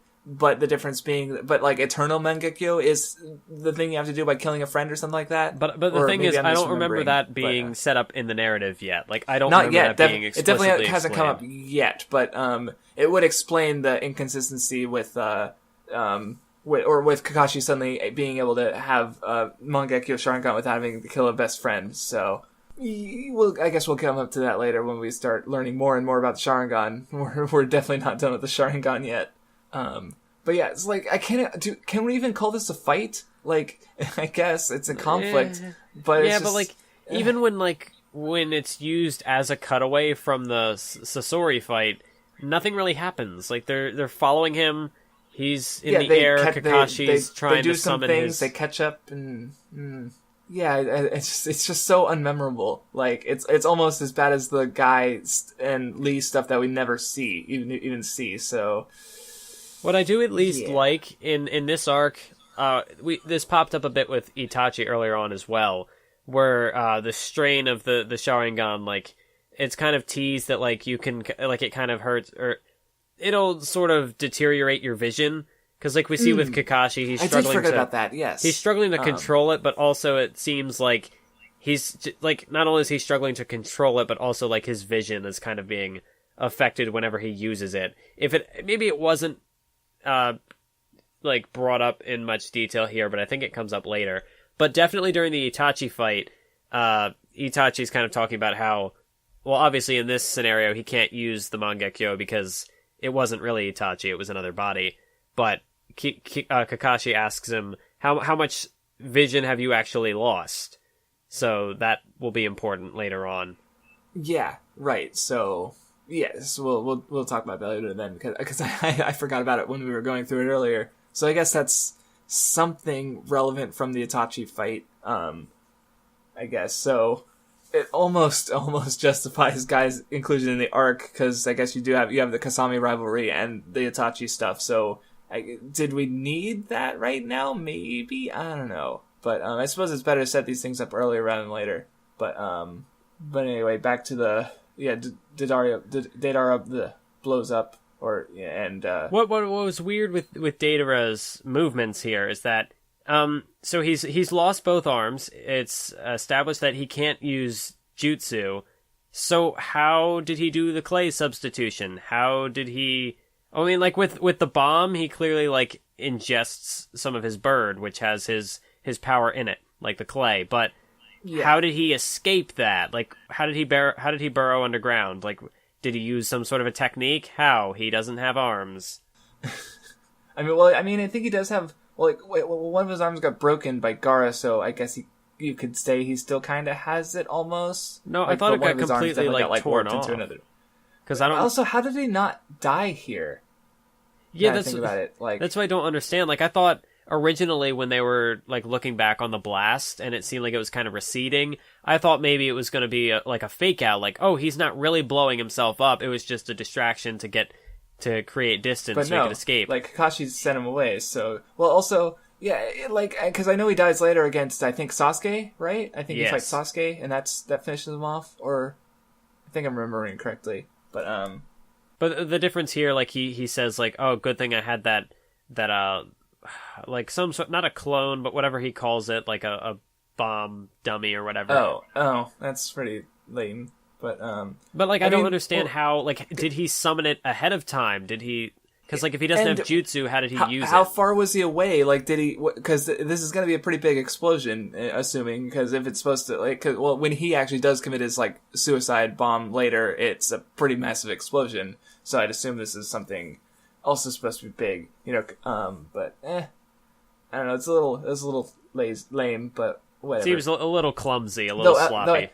Yeah, a little sloppy. But what I did notice here is this panel of him expanding as he blows up. It's very Akira, which is Kishimoto has mentioned his love of Akira in numerous interviews. He did the thing. It just reminds me of he did. It just reminds me of how I don't know if you've seen the movie or read the manga. Yep. Both are good. But Tetsuo bloats up and looks at this body horror scene in this panel of. Actually, I'm gonna try and remember to include it in the video so you can pay attention to the screen now. It looks this panel of Deidara ballooning definitely looks very Tetsuo! So, yeah. He did the thing. It all comes together now. All of his comments about the film Akira, and it finally pays off here. Yes, with an almost direct reference, kind of. But anyway, so that happens, and then we get Chio. There's Naruto saying, "As always, Gaara," again, and getting mad, and Chio sacrificing herself to save Gaara. The old, again, you have the old sacrificing the life for the new, but you also have the old, outdated sand ideas coming around to the new ruler who no one likes except... It turns out everyone likes Gaara. Everyone loves Gaara. No. Gaara's the best. He's a celebrity. All the girls want to drop their fucking panties for him. All the dudes are like, whoa, Gaara's so... Gaara wouldn't die so easily. I hate this moment so much. I really fucking do. I could... Especially compared to earlier, you had the scene in the, we skipped over it, but there was a scene with all the Jonin talking about the situation, and there's, an old guy who's like, who cares? We'll just find another Kazekage. And Kankura's like, what the fuck did you say about me, you little bitch? I'll fucking kill you. And then, like I mentioned earlier with Baki telling Chio about the situation, Shukaku was kidnapped. Not Lord Kazekage. This is Baki. This is, now, I think in that instance, if there's any other character who's not related to Gaara who would care about him, it would be Baki, you'd think. But he's referring to Gaara as the creature inside of him. They don't give a shit. And then suddenly everyone loves Gaara. Completely I'm not into these don't really solve the problems, but I think you could argue that Baki referring to him specifically as Shukaku in that instance was because Chio and the old guy, they wouldn't care about Gaara, but they care about Shukaku. Well, because it was a it's not like weapon. They don't... Chio is the one who sealed Shukaku in Gaara, so it's not like they don't know that it's... That's you fair. could say that he's trying to appeal to her by mentioning... But it's... and it definitely doesn't fix this moment, this fucking... The other thing, I think it is sort of set up back in the Sand Village. I don't recall exactly when it shows up. Maybe it didn't come until after the fact, but it is mentioned that the younger people admire Gaara, which you do kind of see a little bit of that when he saves the village with the sand. Seem younger, whereas the older people are the ones who don't really trust him. They're the ones who fear him, what he can be, whereas the younger folk kind of they don't have that same baggage. But I can definitely but it seems kind of weird because with Naruto himself, everyone hates, old and young hate Naruto. Only in flashbacks, but Naruto's not even a murdering monster. Gaara kills people. It's nothing. What's his body count during just the Chunin exams? How many people has he killed in his lifetime over the course? All the young people hated Gaara when he was a kid, when he was a nice little boy. They hated Gaara then. Why did they suddenly like him now that he's Kazekage? I don't like this moment either. It's real. And it gets even worse for me because, the whole thing with Chio is, it's all based on the fact that Naruto convinced her to be cool and save her, it was, so it's kind of I like the way, hold on, I wrote it too, did I write it down? Or, I wrote it down earlier. So, I thought that Sakura, was being, she's being puppeted by Chio, but then in a way, Chio's a puppet of Naruto. Because he's just manipulating, obviously he's not outright manipulating her emotions, but he's definitely in a control of her feelings. So, the whole idea of the sand accepting Gaara, it's just Naruto telling the sand to accept Gaara, and then they do it. I don't like it. I don't like it. Well, the thing with Chio was, her conceptions about the Leaf Village were kind of proven to be wrong through Naruto. But I can definitely see... so she kind of reevaluates her other things, too. But it just at least with it comes off as, talk no jutsu, of Naruto saying that's the thing everyone needs to believe. That's the thing, is that in this arc, she refers to Naruto, a special power that he has that will change the world. And she's not referring to the Jinchuriki. She is definitely talking about talk no jutsu here, because she doesn't talk about, specifically his abilities. She talks about... Well, the way she says it, that's even just a standard... there's a scene in One Piece very much like that, with Luffy, where just the main character's ability to... to make friends and allies and stuff. It's very shonen hero in general. But in Naruto, it's become its own little meme with the talk no jutsu, I'd say. Yeah. So... I mean, yeah. I just think it's kind of funny how that's the meme that everyone calls upon, but like here, Kishimoto is also calling attention to it, and it's like, oh yeah, exactly. So it's just like I get what they're going for, but in execution, it's all lost, like, completely. Like, I can't even say, like, oh, it's I don't even know if I like the idea here anymore. This is just, I just do not like the ending of this arc at all. It just, yeah. I mean, it's just, also, there's the way that Chiyo's powers are kind of used, where like it's established in the Sasori fight near the end after he's basically dead. Yeah, it's exchange of life kind of thing. That but she like, could bring but life back to a dead puppet. She starts using it on Sakura, but because she's not actually dead, she just had a mortal wound. She's not actually dead, so Chiyo doesn't actually die saving her. Right. Even though she's like already like super old anyway, and poisoned to the point where she can play dead and people would believe it, or at least her closest lifelong friend or life partner, the old guy. So that does, her healing a mortal wound doesn't kill her, but her bringing back someone straight from the dead does finally kill her. So can we also talk about the fact that she's poisoned, so she should not should be working with a handicap already. Yeah. She had a lot of life in her, basically, is what I'm trying to say. I mean, I'm fine with it, because, again, I do think, I don't think the story... Oh, yeah, why aren't we talking about characters coming back with Gaara? I mean, I don't think the story benefits from Gaara having died. I think this is a perfectly fine resurrection, Yeah. Even though, as much as I dislike the rest of the ending, I'm perfectly fine with Gaara coming back. I just don't like the way the Sand so quickly and easily seems to so suddenly accept him, and Chiyo's arc is undercut because it's just Naruto telling it how it should be, and then everyone's like, yeah, it should be the way, so I'm gonna... That was one of the things I praised Kishimoto for with regards to Gaara's character arc, is that he himself does not immediately change like that. There's a sense of progression that it does take him some time to get there, as we see in the Sasuke retrieval arc. But with the rest of the village, it's just everybody accepts him with open arms, and that's more than Naruto. Because this doesn't happen for Naruto until after the pain stuff. I mean, on a small scale, individual, there's no one who dislikes Naruto. Really, especially when Sasuke leaves, but in Chunin exams with all the instructors and the crowds, Naruto won that fight. That was pretty cool. But on the grand scale, I don't think the whole village accepts him until after he beats Pain. Yes. But we don't, again, we still don't see the people who dislike him, really, But yeah, you did say that Gaara is much more of a monster. He was straight up killing people, whereas Naruto is just kind of causing mischief. Right, that's so weird. It's just, and I do... I mentioned... Or go on? Well, I do kind of see what Kishimoto sort of does with the two characters, like how Naruto isn't really redeemed until he saves the village from Pain, and with Gaara, he's sort of redeemed when he saves the village from that bomb that Deidara was going to drop. But yes.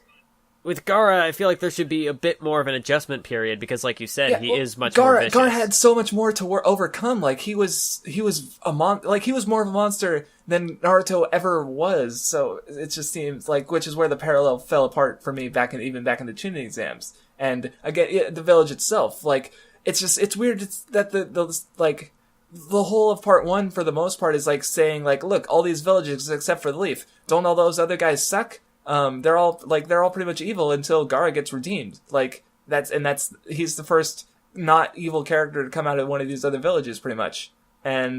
But then suddenly the Sand Village that we've only known to be bad people is suddenly oh no, they're all cool. They're more cool than Leaf Village, for that matter. So, I think that also just the way that it's handled, here's a character we introduced just this arc. We're gonna kill her off instead. Kind of cheapens it a bit. Yeah, I mean, again, I don't mind, because I don't feel like there was any more of a character to be had anyway, but there for a character still isn't very good in the first place. Yeah, because the thing with Chiyo is that I do like her character arc, how she kind of comes to, overcome her, she recognizes her previous mistakes and, sacrifices her life for the new generation. I think that's a cool story there. That's fine, yeah. There's just, I don't think there's enough time to develop it, because, like I said, she shows up in this arc, and then by the end of the arc, she's gone. So it's Moving on at long last, Deidara is fine. I don't think I could get across how lame the ending of this arc is, and I really hope Oh god, there's more of part 2 of Naruto, isn't there? Oh yeah, we're only just We're getting still started. ways away. We're only No. like, I don't think I didn't we've even expect hit the drop off halfway in quality point. to be so I mean, yeah, I guess I have to say that this is probably my least favorite stretch of chapters so far. Like, at least like the Sasuke retrieval arc had some mediocre fights, but it ended on a good note. The second half of the tuning exams was definitely pretty disappointing, but I could still say that there were some, moments there.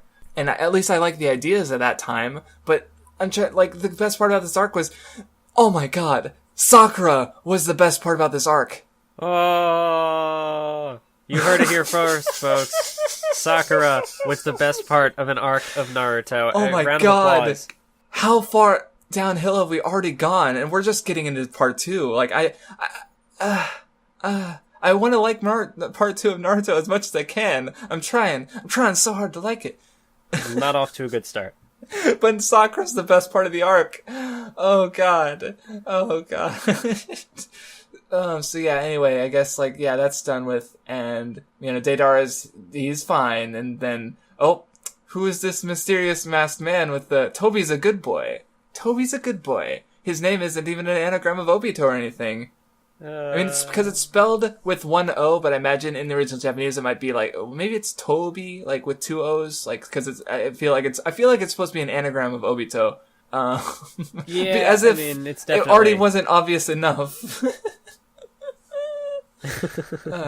Although, we did kind of sort of skip over the ending with Sasori's death. Did I miss something? Well, because Sasori. there is a little bit of additional foreshadowing to, well, not really foreshadowing at this point, just straight up set up for the next arc. He's like, right, I have to meet information he dropped. I have to meet Orochimaru at Tenchi Bridge in 10 days. And I do kind of like how Sasori just dies in the middle of that sentence, he doesn't finish his thought. But this is after he'd already been stabbed through the heart the puppet heart, yeah. Yeah. And he's alive for several minutes after the fact, and then yeah. So he dies in the middle of a sentence. That's kind of cool, a little anticlimactic, which is I think good, but this after so many minutes it's not. So I want to praise it, but I just can't. But yeah. So yeah, that's the Tenchi Bridge is next. We're gonna see Sasuke again, my favorite character. I hope so. I would love to love Sasuke, but I've got some things to reevaluate, so we'll see how it goes. See, I thought it was interesting. The next arc, or what's up? Well, I thought it was interesting that you really hated this arc. It's your least favorite so far. For me, I'd say so. I think there are some moments, because I don't think this arc reaches the same highs or lows as the Sasuke retrieval arc, but it definitely has its. I know you really don't like. Yeah, well, see, I guess I see why you say that, but because I don't dislike Kimaru as much as you do. I don't care. He's basically a non-character. I just don't care about him. And the Neji death, maybe if I reread it after having read the later Neji stuff, I'll be mad about it. But as it is, I'm just whatever. It's kind of disappointing that he didn't kill off this character when the character really has no reason to exist beyond this point, but, So, I definitely see why you have the lower points in the Sasuke retrieval arc, but not so much, but go on. Well, I mean, I don't know. I can see why you'd say this is your least favorite arc. For me, personally, I don't know, there's still a lot that I like in here. You weren't as invested in the Gaara Naruto parallels, the way it was handled. So that's why I like the idea, especially back in the tuning exams. I just think it completely and utterly fails on almost every level when it comes to execution. Maybe not every level, but too many levels. Again, especially the imagery, I like the panels of the Gaara and Naruto gets more friends and Gaara is still alone. Those are some good panels. And I mentioned way back when with the imagery during the fight, with them reflected in the sword, and they headbutt each other, just like that one panel of them in the mirror, that in Gaara's mirror shatters. Lots of cool stuff like that. But it's just I can't, this, I'd only have complaints when it comes to the actual meaning and substance behind it, so, probably, honestly, I might even say that the Gaara might even be, and the parallels between Naruto might even be one of my biggest disappointments with the series thus far, just because I see all the potential that's there, but then you get this moment with the Sand Village coming out and we love Gaara, he's our favorite, oh my god, I can't believe he died, but no, of course he's not dead.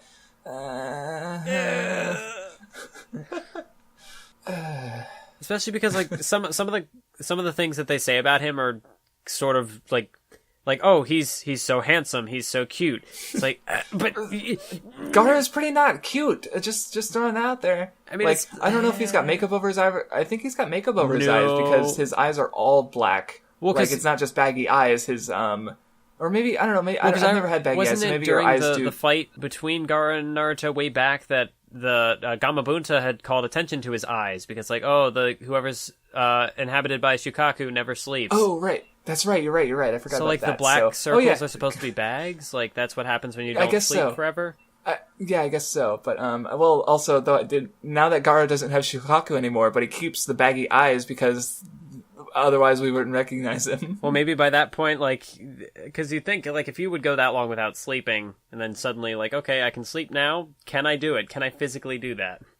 Yeah, well, I imagine, obviously, that he at some points he probably just passes the fuck out. His body just cannot, even with Shukaku, he literally just cannot stay awake anymore. But, otherwise he wouldn't be able to function, you know? Yeah. I wouldn't think. So, but it's fine.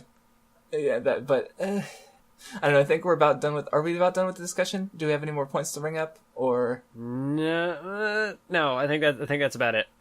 Yeah, we got Tenchi Bridge coming up next. Yeah, so let's hope it's an improvement over this. I mean, I will always hope that, but I just know some character introductions are coming up.